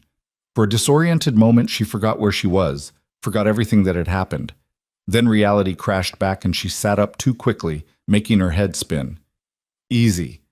Dante appeared in the doorway, concern etched across his features. You need to move slower. Here, I made you tea. Caffeine-free, like the book said. She accepted the mug, staring at him in confusion. He looked rumpled, his shirt wrinkled and his jaw dark with stubble, like he'd been up all night. Did you sleep at all? She asked. A few hours in the chair. He gestured to the armchair across from the couch where she'd fallen asleep. I wanted to stay close, in case anything happened. Dante, you can't just camp out in my apartment. I had Marcus come by an hour ago. We have a positive ID on our threat. His expression hardened. It's exactly who we suspected. Vincent Carrera, the partner I bought out 5 years ago. Lena set down her tea, her hand suddenly unsteady. And? And he's been nursing his grudge all this time, lost his wife in the divorce, lost his standing in the business community, lost everything he thought defined him. He blames me for all of it. Dante moved to sit on the coffee table in front of her, close but not crowding.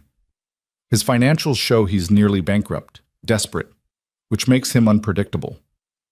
What does he want? Money, probably. Or revenge. Maybe both. Dante's jaw clenched. He's been surveilling you for at least 2 weeks, ever since he found out about the pregnancy. We tracked his movements through traffic cameras and credit card receipts. He's been following you, learning your routine. Ice slid down Lena's spine. 2 weeks? He's been watching me for 2 weeks and I didn't notice? You had no reason to be looking for surveillance. That's on me. The guilt in his voice was palpable. I should have had protection on you from the moment we divorced. Should have anticipated that someone might try to use you against me. You couldn't have known I was pregnant. No, but I knew you were important to me. That should have been enough. He reached for her hand, his thumb brushing across her knuckles. I'm not making that mistake again. From now until this is resolved, you don't go anywhere without protection. And I mean anywhere, Lena. She wanted to argue, to push back against the restrictions, but fear overrode pride. Someone had been following her, watching her daily life, learning when she was most vulnerable. The violation of it made her skin crawl. What happens now? She asked quietly. Now I handle it. The dangerous edge returned to his voice. I'm meeting with Carrera this afternoon, making it very clear that coming after you was the worst decision he's ever made. Alone? Dante, if he's desperate, I won't be alone. I'll have my team. But Lena, I need you to promise me something. He waited until she met his eyes. Whatever happens, whatever you hear about this meeting, trust that I did what was necessary. Can you do that? That depends on what necessary means. It means I'm going to give him a choice. Walk away, and I'll help him rebuild his life somewhere far from here. Set him up with enough money to start over, no strings attached. Or continue down this path and face consequences he really won't like. And if he doesn't take the deal? Dante's expression went cold, remote. Then I remove him as a threat, permanently. What does permanently mean? It means you don't have to worry about him anymore. Ever. He stood, moving toward the window to check the street below. I have lawyers standing by with restraining orders, financial leverage that will make his life very difficult if he refuses to cooperate, and contingencies for every possible outcome. Vincent Carrera will not hurt you or our daughter. I guarantee it. Lena pressed her hands to her belly, feeling Sophia moving beneath her palms. I don't want you to become someone you're not because of us. Someone who does terrible things in the name of protection. I've always been this person, Lena. You just never had to see it. He turned back to face her, his expression softening slightly. The difference is that now I'm choosing to be transparent about it. To let you see the parts of me I used to hide because I thought they'd scare you away. And maybe they will, but at least you'll know the truth. The truth is that you're willing to destroy a man to keep us safe. The truth is that I'm willing to do whatever it takes. He moved back to her, kneeling so they were eye level. I won't apologize for that. I won't pretend to be someone I'm not. But I will promise you this. I don't act on impulse. I don't cause unnecessary harm. And I always exhaust peaceful options first. Vincent will get his chance to walk away. What he does with it is his choice. Lena studied his face, searching for the monster she should fear. But all she saw was a man who loved fiercely and protected without hesitation. It should terrify her. Part of her wanted it to terrify her. Instead, she felt something dangerously close to gratitude. When is the meeting? She asked. 2:00. At my office. Neutral ground with witnesses. He checked his watch. Which means I need to leave soon to prepare. But first I want you to meet someone. Who? As if on cue, there was a knock at the door. Dante checked his phone, then moved to answer it. A woman stepped inside, late 30s, athletic build, with sharp eyes that cataloged everything in seconds. She wore professional attire that didn't quite hide what Lena suspected was a weapon at her hip. Lena, this is Rachel Torres, former Secret Service, now head of my personal security team. Rachel, this is Lena Cross, the mother of my child and the person you're going to be protecting for the foreseeable future. Rachel offered her hand, her grip firm and confident. Ms. Cross, it's an honor. I've been briefed on the situation and I want you to know you're in good hands. I don't need a bodyguard, Lena protested weakly. With respect, ma'am, you do. Rachel's voice was professional but kind. At least until we neutralize the current threat. I promise to be as unobtrusive as possible. You won't even know I'm there most of the time. She'll be staying in the building, Dante explained. In the apartment directly below yours. The previous tenant was very motivated to relocate when I made him an offer. You bought out my downstairs neighbor? Lena stared at him. Dante, that's insane. That's practical. He picked up his jacket, shrugging into it. Rachel has direct access through the fire escape if needed. She'll maintain eyes on your apartment while remaining out of sight. And before you argue, remember, this is temporary, just until Carrera is handled. Lena wanted to fight it, to insist she didn't need this level of protection. But looking at Rachel's calm competence and Dante's unwavering resolve, she knew it was a battle she'd already lost. Fine, she said, but I have a doctor's appointment this morning. Will she be coming with me to that too? I'll be coming with you to that. Dante's tone brooked no argument. Rachel will maintain perimeter security while we're inside. Both of you? Dante, it's just a checkup. Both of us. He moved to her, pressing a kiss to her forehead that felt like a promise and a prayer. I'll be back by 9 to pick you up. In the meantime, Rachel will be here if you need anything. And Lena, please don't try to slip away or prove you don't need protection. Not today. She heard the plea beneath the command and found herself nodding. Okay, I'll wait for you.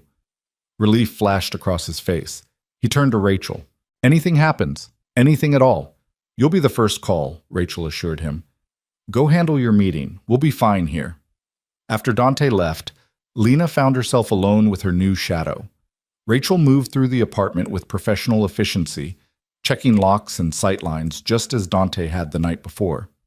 You don't have to do that, Lena said. He already checked everything. Force of habit, ma'am, and Mr. Russo is thorough, but I like to verify personally. Rachel finished her inspection and turned with a slight smile. For what it's worth, I've worked for a lot of powerful men. Dante Russo is one of the good ones. He threatened a man yesterday, with lawyers and worse. He protected you yesterday. There's a difference. Rachel settled into the chair Dante had occupied all night. I know his world seems brutal from the outside, and it can be. But there are rules, codes of conduct, lines most people won't cross. Dante operates within those lines. Barely sometimes, but he operates within them. And Vincent Carrera? Does he operate within the lines? Carrera is desperate, which makes him dangerous. Rachel's expression turned serious. Desperate men do unpredictable things. They take risks they shouldn't, make moves that don't make strategic sense. That's why we're being extra cautious. Until we know what he really wants, until we know if he's working alone or has partners, we assume worst-case scenarios. Lena pressed her hands to her belly, feeling the familiar flutter of movement. Sophia was awake, doing her morning acrobatics. I just want her to be safe. I want to bring her into a world where I'm not constantly looking over my shoulder." "You will," Rachel said with quiet confidence. "Dante won't rest until every threat is eliminated. I've seen him work. When it comes to people he cares about, he's relentless. He cares too much sometimes. It becomes control." "Maybe. But right now, that control is the only thing standing between you and someone who wishes you harm. Sometimes protection looks like control. The trick is knowing the difference." Lena didn't have an answer for that. She made herself breakfast while Rachel maintained her quiet vigil, checking her phone periodically and communicating with someone in brief, coded phrases. It should have felt invasive, having a stranger in her space, monitoring her every move. Instead, it felt oddly comforting, like having a guardian angel who carried a weapon. Dante returned promptly at 9, looking more put together than he had earlier. Fresh suit, clean shave, the corporate armor firmly back in place. But his eyes went soft when they landed on Lena. "Ready?" he asked. "As I'll ever be." The drive to the clinic was quiet, Dante's hand resting on the seat between them like an invitation she wasn't quite ready to accept. Rachel followed in a separate vehicle, maintaining distance, but staying visible in the mirrors. "Are you nervous?" Lena asked as they pulled into the parking garage. "About the appointment?" "Terrified," Dante admitted. "I've been reading about what these visits entail, but reading and experiencing are different things. What if I mess up? What if I say something wrong or ask a stupid question?" "There are no stupid questions when it comes to your child." Lena felt a smile tug at her lips despite everything. "And besides, I'll be there. We'll figure it out together." "Together," he echoed, and something in his expression made her chest tight. Dr. Chen greeted them with professional warmth, her eyes flickering with interest when Dante introduced himself as the baby's father. If she recognized his name or found it odd that he was suddenly present after months of Lena coming alone, she didn't comment. "Everything looks good," Dr. Chen said after the examination. "Baby's position is excellent. Heartbeat is strong and steady. You're measuring right on track for 33 weeks. "Can we hear the heartbeat?" Dante asked, his voice rougher than usual. "Of course." Dr. Chen positioned the Doppler, and suddenly the room filled with the rapid thump, thump, thump of Sophia's heart. Lena watched Dante's face transform. All the hard edges softened, replaced by wonder and something that looked suspiciously like tears. His hand found hers, gripping tight as he listened to their daughter's heartbeat for the first time. "That's her," he whispered. "That's really her." "That's really her," Lena confirmed, her own eyes damp. Dr. Chen smiled, clearly moved by the moment. "Would you like to see her? We can do a quick ultrasound if you'd like." "Please," Dante said immediately, "if it's not too much trouble." "No trouble at all."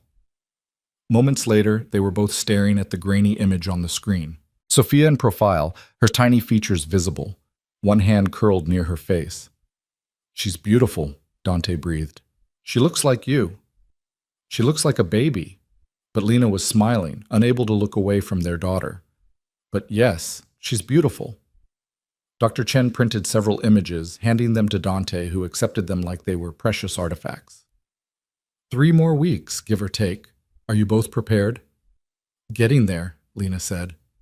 "I'll be there," Dante added, "for the birth, if Lena agrees." All eyes turned to her. Lena felt the weight of the decision, the significance of allowing him into that most vulnerable moment.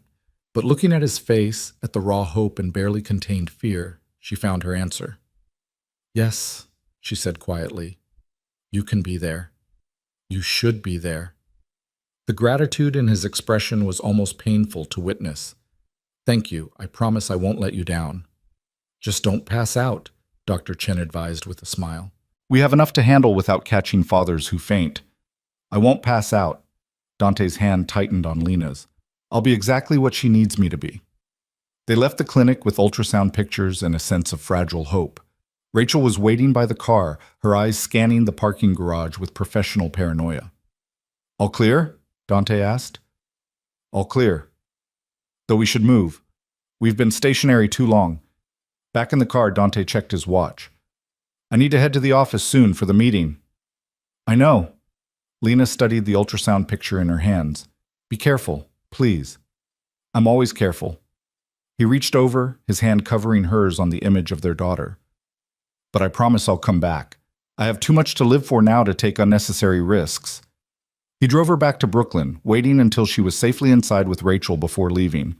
Lena watched his car disappear down the street and felt anxiety twist in her gut. In a few hours, he'd be sitting across from Vincent Carrera, a desperate man with nothing to lose. So many things could go wrong. The afternoon crawled by. Lena tried to distract herself with work, with preparations for the baby, with anything that would keep her mind occupied. But she kept checking her phone, waiting for updates that didn't come. At 2:15, Rachel's phone buzzed. She answered, listened, then looked at Lena with an expression she couldn't read. "The meeting started," Rachel said. "Carrera showed up with his lawyer. No weapons detected. Dante's team is in position." "What does that mean?" "It means we wait, and we trust that Dante knows what he's doing." Waiting was torture. Lena paced her small apartment, one hand pressed to her belly, where Sophia kicked and squirmed, picking up on her mother's anxiety. 3 o'clock came and went, then 3:30. At 4 o'clock, Rachel's phone rang again. This time, she answered and immediately handed it to Lena. "It's for you." Lena grabbed the phone, her heart hammering. "Dante? Are you okay?" "I'm fine." His voice was steady, controlled. "It's over." Carrera took the deal. Relief made her knees weak. She sank onto the couch, pressing a hand to her chest. "What deal? What happened?" He admitted everything, the surveillance, the messages, the plan to use you as leverage to force me into a business deal that would have bankrupted me. He was desperate, Lena. Nearly $3 million in debt, his ex-wife bleeding him dry in alimony, his reputation destroyed. He saw you as his last chance to get back at me. And you just gave him money to go away? I gave him a choice. Take $5 million, sign away any claim to past grievances, relocate to the West Coast and never contact either of us again, or face criminal charges for stalking and harassment, financial audits that would expose what I strongly suspect is fraud and embezzlement, and the full weight of every resource I possess making his life unbearable. He took the money. He took the money. My lawyers are drawing up the paperwork now. By tomorrow, he'll be on a plane to California with enough cash to start over, and we'll be free. Lena felt tears slip down her cheeks, relief and exhaustion overwhelming her. It's really over? It's really over. His voice softened. I'm coming to you now. I want to see you, make sure you're okay. I'm okay. Scared, but okay. You don't have to be scared anymore. I've got you. Both of you. He arrived 40 minutes later, still in his suit but looking somehow lighter, like a weight had been lifted from his shoulders. Lena opened the door and he pulled her into his arms, careful of her belly, his face buried in her hair. I was so worried, she whispered against his chest. I know. I'm sorry I couldn't call sooner. The negotiations took longer than expected. He pulled back, his hands framing her face. But it's done. You're safe. Sophia's safe. That's all that matters. Did you really give him $5 million? I would have given him 10 if that's what it took to make him go away. His thumb brushed away her tears. Money I can always make more of. You and our daughter, you're irreplaceable. Rachel cleared her throat from across the room. I'll give you two some privacy. Call if you need me. After she left, Lena and Dante stood in the quiet of her apartment, the reality of what had almost happened settling over them. I don't know how to do this, Lena admitted. How to be with you again. How to trust that it won't all fall apart like before. We take it slow, one day at a time. He guided her to the couch, sitting beside her. We communicate. We set boundaries. We actually build a partnership instead of me trying to fit you into my life. And most importantly, we put Sophia first. Always. What does that look like, putting her first? It looks like me being present. Actually present. Not just physically there, but mentally checked out thinking about the next deal. It looks like me listening when you tell me what you need instead of assuming I know better. It looks like compromise and flexibility and all the things I'm terrible at but willing to learn. And when you backslide? Because you will. Control is hard to unlearn. Then you call me on it. You tell me I'm being an ass and I course correct. He took her hand, lacing their fingers together. I'm not saying I'll be perfect. I'm saying I'll try. That I'll keep trying, even when it's hard, even when every instinct tells me to take control and manage the situation, because losing you once nearly destroyed me. I won't make that mistake again."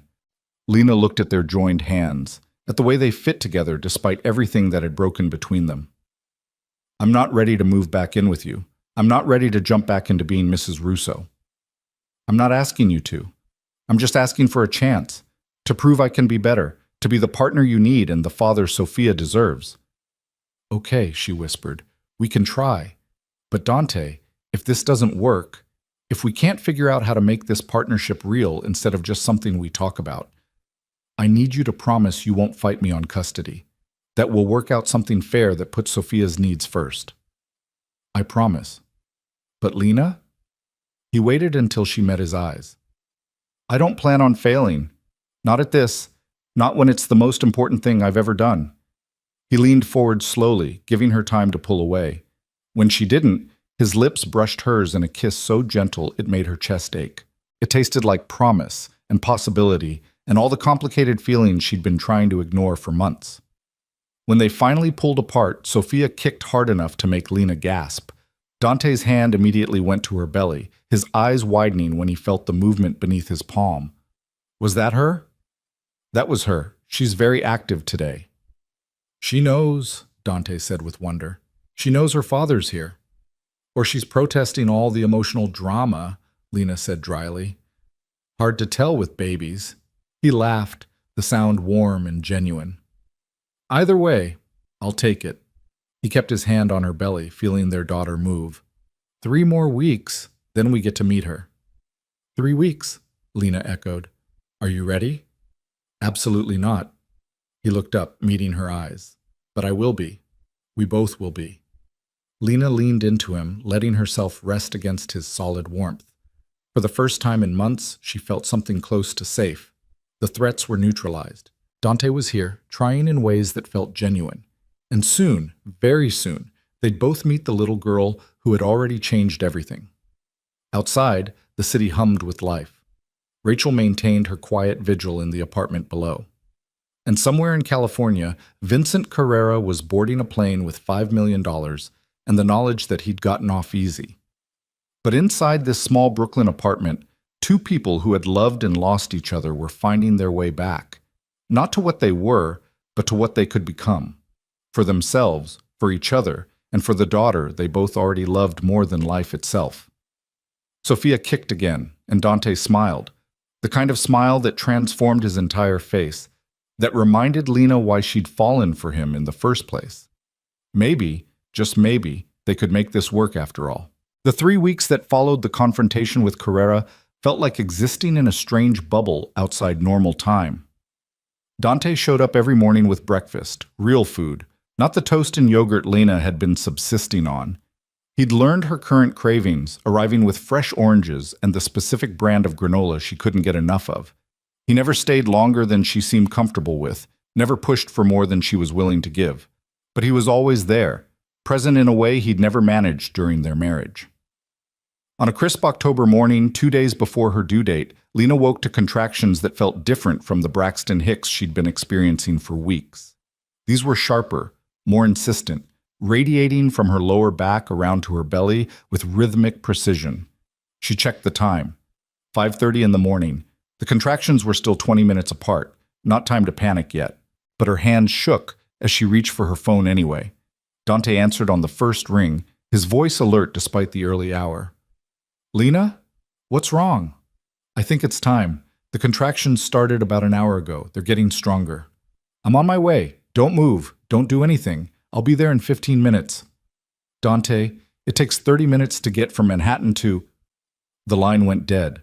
Lena smiled despite the discomfort, imagining him already throwing on clothes, probably terrifying his driver with demands for speed. She used the time to breathe through another contraction, timing it carefully. 18 minutes since the last one.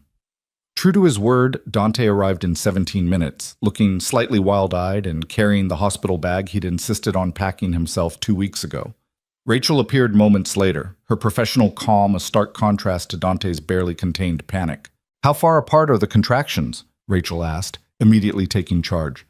15 to 18 minutes. They're not consistent yet." "Good. We have time. She turned to Dante. You need to breathe. Lena needs you calm, not spiraling. I'm calm, Dante said, his hand shaking as he set down the bag. Completely calm. You're really not, Lena said, but she reached for his hand anyway. But it's kind of endearing. He knelt beside the couch where she was breathing through another contraction, his other hand moving to her belly. Tell me what to do. How can I help? Just be here. That's enough. They stayed in the apartment for another 2 hours, timing contractions and watching them gradually get closer together. 12 minutes, 10 minutes, 8. Martha, the doula from downstairs, arrived and confirmed what Lena already knew. Active labor was beginning. Time to head to the hospital, Martha said gently. Your body's doing exactly what it should. The drive to Brooklyn Methodist was a blur of contractions and Dante's steadying presence. He'd held her hand through each wave of pain, his voice low and calm, as he coached her through breathing techniques he'd clearly memorized from the books. You've got this, he murmured during a particularly intense contraction in the car. You're the strongest person I know. You can do this. Easy for you to say, Lena gasped. You're not the one whose body is trying to turn inside out. I wish I could take this pain for you. I'd do it in a heartbeat. She believed him. That was the terrifying part. She absolutely believed he would if he could. The hospital staff moved with practiced efficiency, getting Lena checked in and settled into a birthing suite. The contractions were coming every 5 minutes now, each one stronger than the last. Martha sat up on one side, Dante on the other, both of them anchoring her through the storm of labor. 6 centimeters dilated, the nurse announced after checking. You're progressing beautifully. 6 centimeters. Halfway there. Lena closed her eyes, gathering strength for what was ahead. The next hours blurred together in a haze of pain and pressure and the constant rhythm of contractions. Dante never left her side. When she needed ice chips, he was there with them. When she needed to walk through the pain, he supported her weight without complaint. When she squeezed his hand hard enough to leave marks, he just held on tighter. I can't do this, Lena sobbed during transition, the pain so intense she couldn't think past it. It's too much, I can't. Yes, you can. Dante's face was inches from hers, his eyes fierce and unwavering. You're already doing it. You're so close, Lena, so close to meeting our daughter, just a little bit longer. I hate you for doing this to me, she panted, only half joking. I know, you can hate me all you want. Just keep breathing. Keep pushing through. 10 centimeters, the nurse announced, her voice bright with encouragement. It's time to push. Terror and relief flooded through Lena in equal measure. This was it. After 9 months, after all the fear and uncertainty and complicated feelings, she was about to meet her daughter. I'm scared, she whispered to Dante during the brief pause before the next contraction. I know, me too. He pressed his forehead to hers. But we're doing this together. You, me, and Sophia. We're already a family. We've got this. The next contraction hit and Lena bore down, pushing with everything she had. Dr. Chen coached her through it, Martha supported her back, and Dante held her hand like it was the only thing keeping him tethered to earth. Good, Lena. That's so good. I can see her head. Keep going, just like that. Push. Breathe. Push again. The pain was astronomical, all-consuming, and then suddenly, one more push, Lena. Give me one more big push. Lena gathered every ounce of strength she had left and pushed, feeling her daughter slip free in a rush of relief so profound she sobbed. The room filled with a new sound, a tiny, indignant cry that made Lena's heart stop and restart. It's a girl, Dr. Chen announced unnecessarily, lifting a squirming, crying bundle. A beautiful, healthy girl. They placed Sophia on Lena's chest, warm and slippery and absolutely perfect. Lena stared down at her daughter's scrunched-up face, at the dark hair plastered to her tiny skull, at fingers no bigger than matchsticks that were already grasping at air. Oh my God, she breathed. Oh my God, Dante, look at her. But Dante couldn't speak. Tears streamed down his face unchecked as he stared at his daughter, one hand hovering over her tiny back, like he was afraid to touch her, afraid she might disappear if he did. You can touch her, Lena said softly. She's real. She's ours.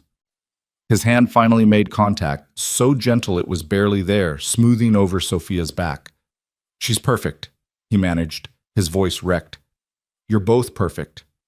Sophia's cries quieted as she felt her parents' touch, her tiny body relaxing against Lena's chest. For a moment, the entire room seemed to hold its breath, witnessing something sacred, the first moments of a new family. The nurses moved around them, efficient and respectful, taking care of the medical necessities while giving them space to bond. When they finally took Sophia to be weighed and measured, Dante went with her, his eyes never leaving his daughter. 7 pounds, 4 ounces, the nurse announced, 20 inches long, all her fingers and toes accounted for. Perfect APGAR scores.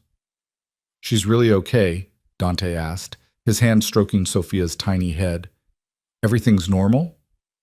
Everything's absolutely perfect, Mr. Russo. You have a very healthy baby girl.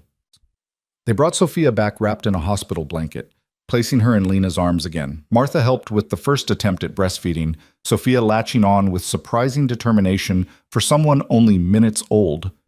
Natural-born fighter, Martha said with approval. Just like her mama.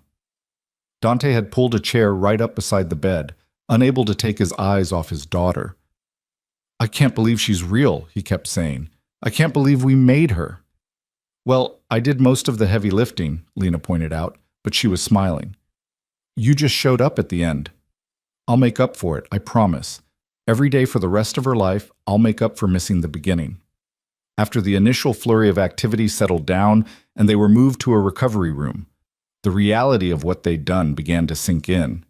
They had a daughter, a tiny, perfect person who depended on them for everything. Are you ready for this? Lena asked as Dante held Sophia for the first time, his large hands cradling her with infinite care. For sleepless nights and dirty diapers and crying that never seems to stop? Absolutely not, he admitted, his eyes never leaving Sophia's face. But I'll figure it out.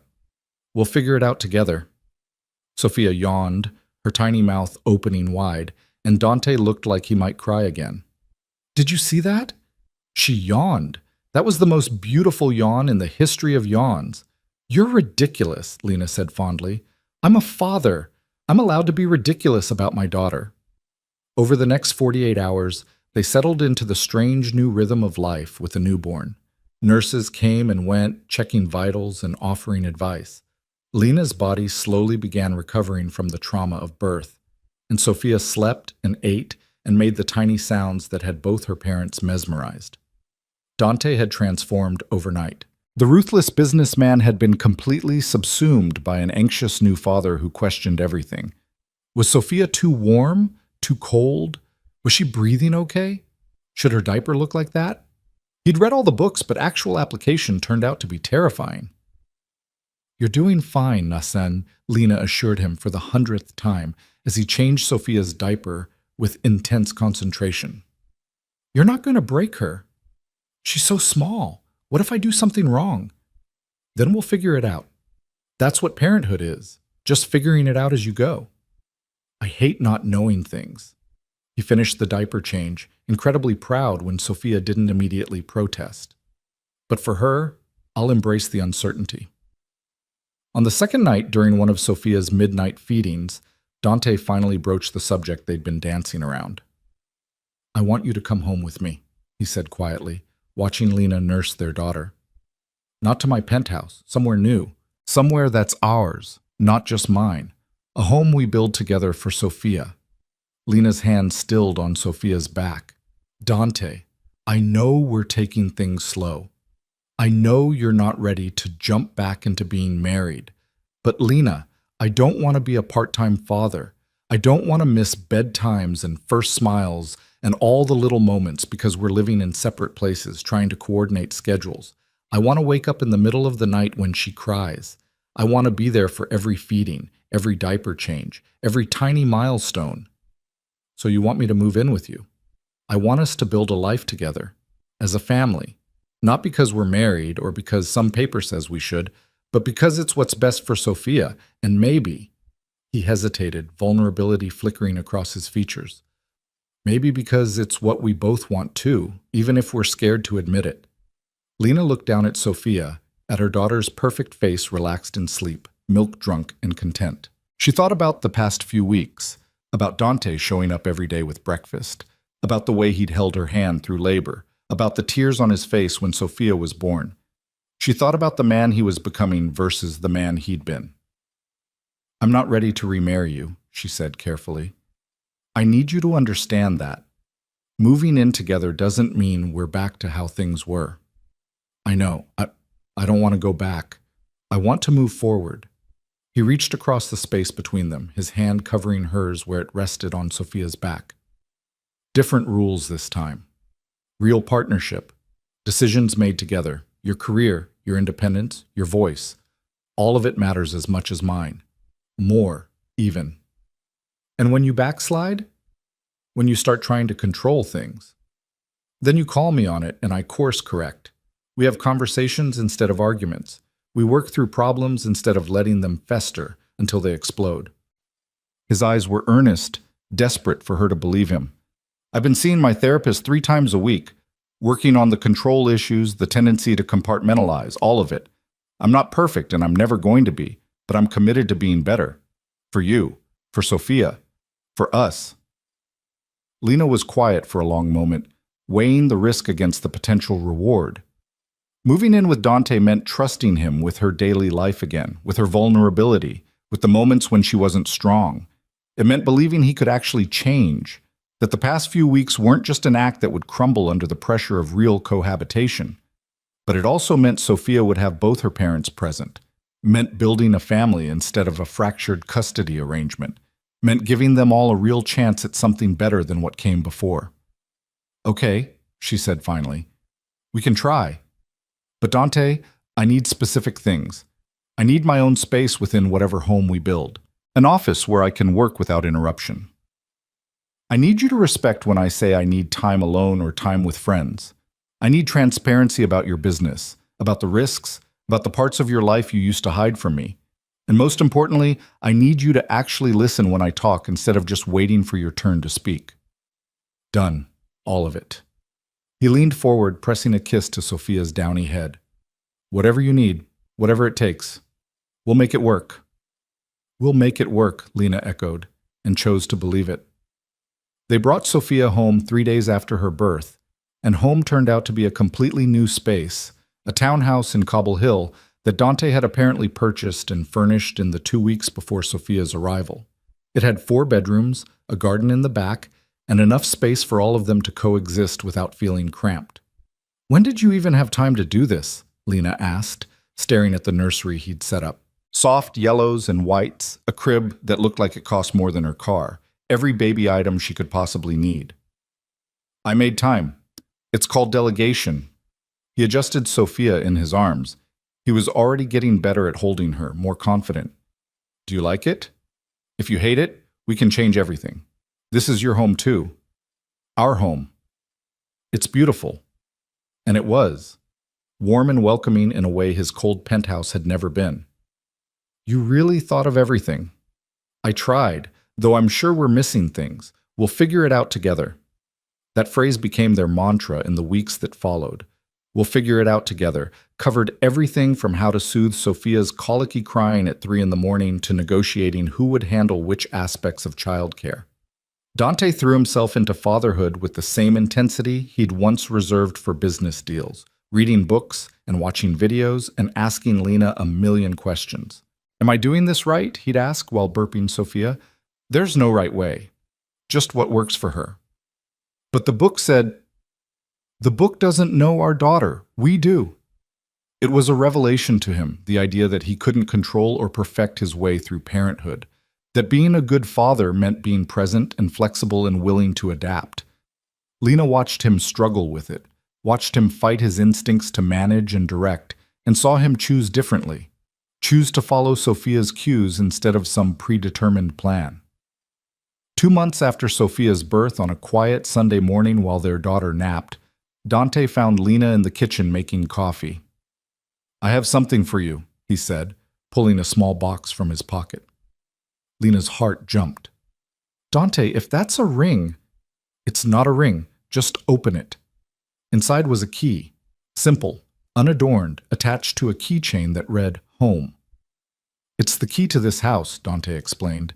But more than that, it's a promise. This is your home, Lena. Not because I own it or because we're together, but because you belong here. You and Sophia. No matter what happens between us, no matter if we make this work romantically or not, this place is yours. Your sanctuary, your safe space. I had the deed put in both our names, equal ownership, equal say, in everything. Lena stared at the key, feeling tears prick her eyes. It was such a small gesture and such an enormous one at the same time. A tangible symbol of partnership, of trust, of him actually putting his money where his mouth was about shared control. Thank you, she whispered. This means more than you know. I'm just getting started. He moved closer, his hand coming up to cup her face. I'm going to spend every day for the rest of my life proving to you that I've changed, that I can be the partner you deserve and the father Sophia needs. And maybe someday you'll be ready to try again, really try. But until then, I'm just grateful to be here, to be part of this. Lena leaned into his touch, feeling the warmth of his palm against her cheek. They hadn't been intimate since before Sophia's birth, hadn't crossed that line back into romance. But the connection between them had been growing anyway, built on shared 3 a.m. feedings and quiet conversations while Sophia slept, on watching each other become parents and finding beauty in the exhaustion. I'm not ready yet, she said honestly, to remarry you, to jump back into that level of commitment. I know, and I'm not pushing, he searched for the words. I'm just here, loving you, loving our daughter, building something real instead of something that looks good on paper. You're doing a good job. Better than I expected, honestly. High praise from someone who had every reason to doubt me. His smile was self-deprecating. But I'll take it, and I'll keep working to earn more of it. Sophia's cry interrupted them, the demanding wail that meant she was hungry and angry about it. They both moved toward the stairs, years of partnership making them naturally coordinate their movements, even after all the time apart. Dante reached the nursery first, scooping up their daughter with practiced ease. Hey, princess, I know, you're starving. Heaven forbid you wait 2 minutes for food. She gets her impatience from you, Lena said, settling into the nursing chair. She gets her determination from you. He handed Sophia over, watching as she latched on immediately. And hopefully she'll get the best of both of us. My drive, your compassion, my resources, your groundedness, my massive ego, Lena suggested. I was going to say strategic thinking, but sure, we can go with ego. He sat on the ottoman across from them, content to just watch his daughter eat. She's beautiful, just like her mother. She looks like you, same eyes, same stubborn chin. Poor kid. She's lucky. She has good parents who love her and each other, even if we're figuring out what that love looks like. Dante met her eyes over Sophia's downy head. I do love you, Lena. I never stopped. Not when you left, not during the divorce, not in all the months since.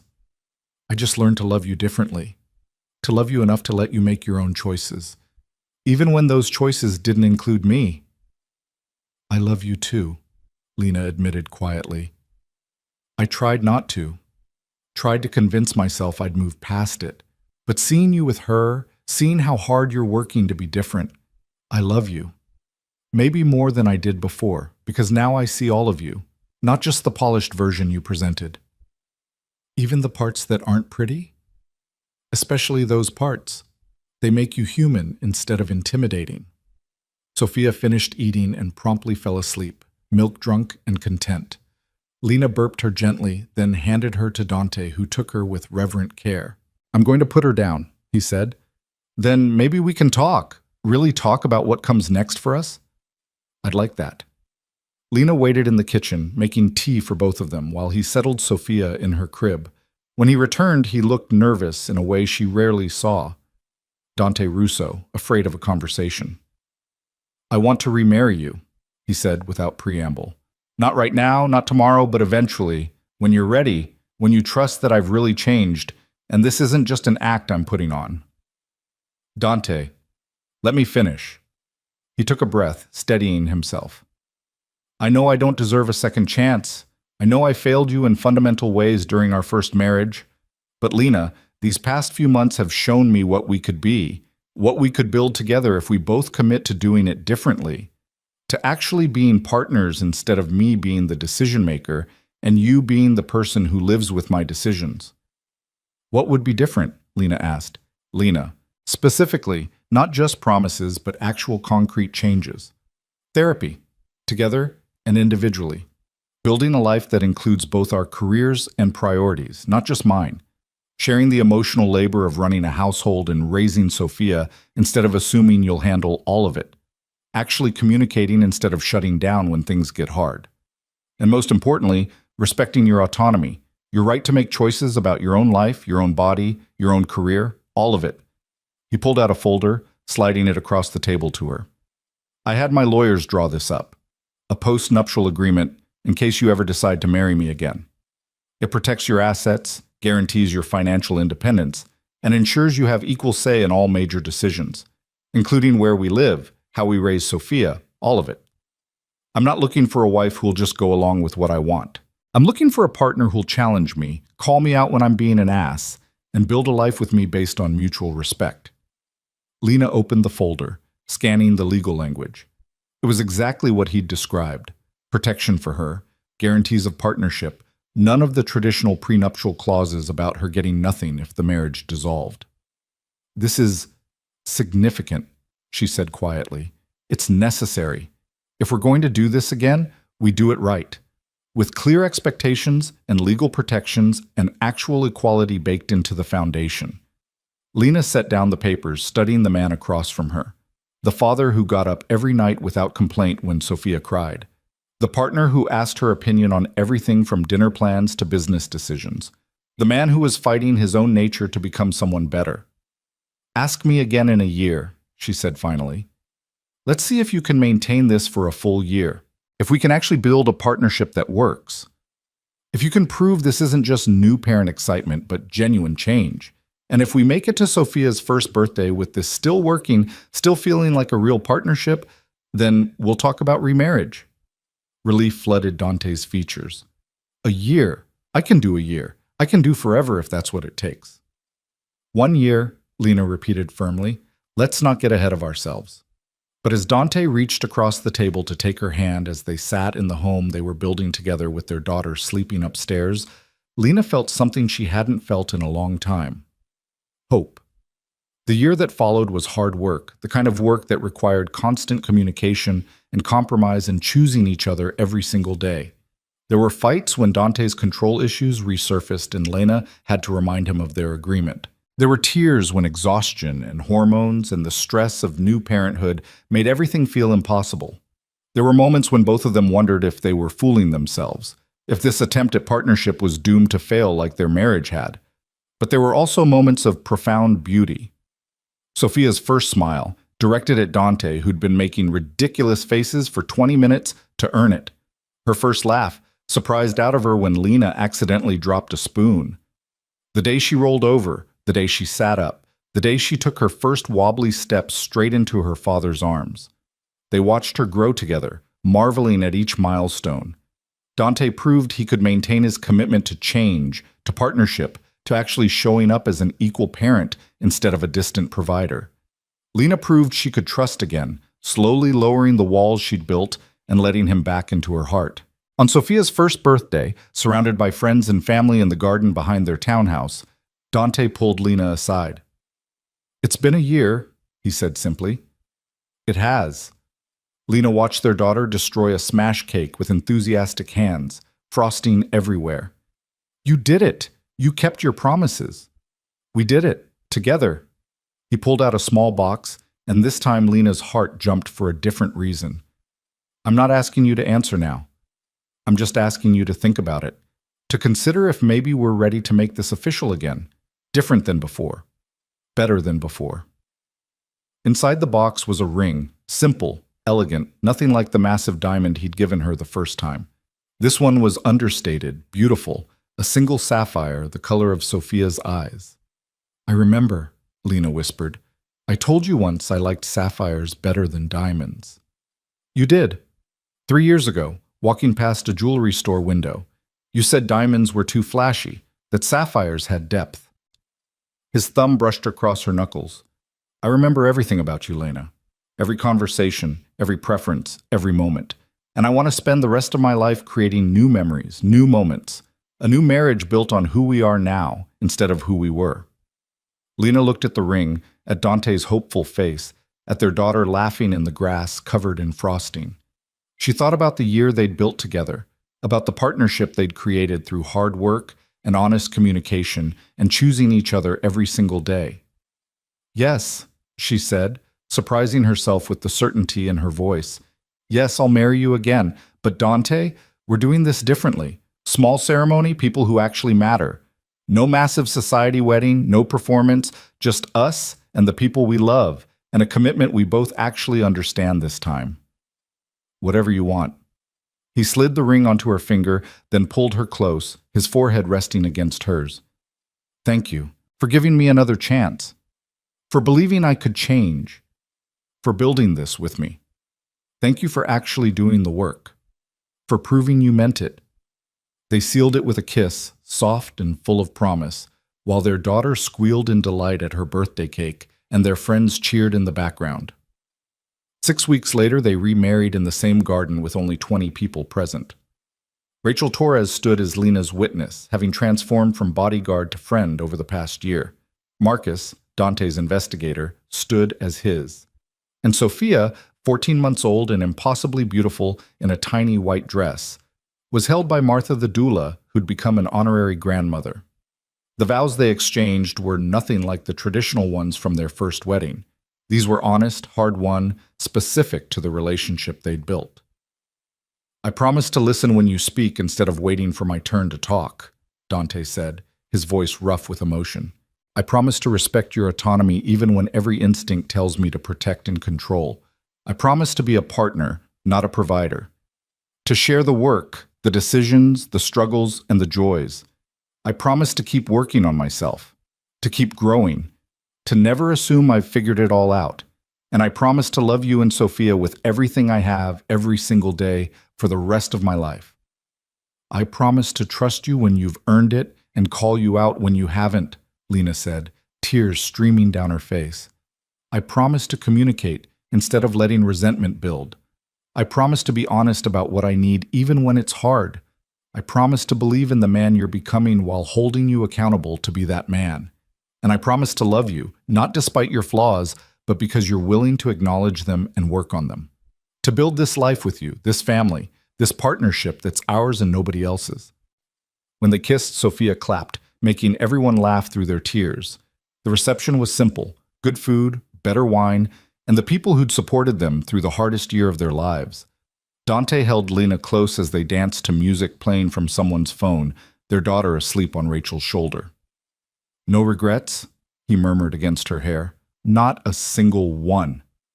She pulled back to look at him, this complicated man she'd loved and left and learned to love again. We're going to make this work, Dante. Really work.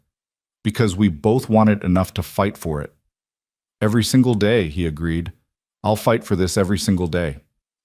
And he did. They both did. The years that followed weren't perfect. No relationship ever is. There were still arguments and misunderstandings and moments of frustration, but there was also laughter and partnership and the kind of love that's built through shared experience rather than initial attraction. They watched Sophia grow from a toddler to a little girl, bright and determined and so loved she glowed with it. They navigated Dante's business challenges and Lena's career advancement, learning to support each other through stress instead of letting it divide them.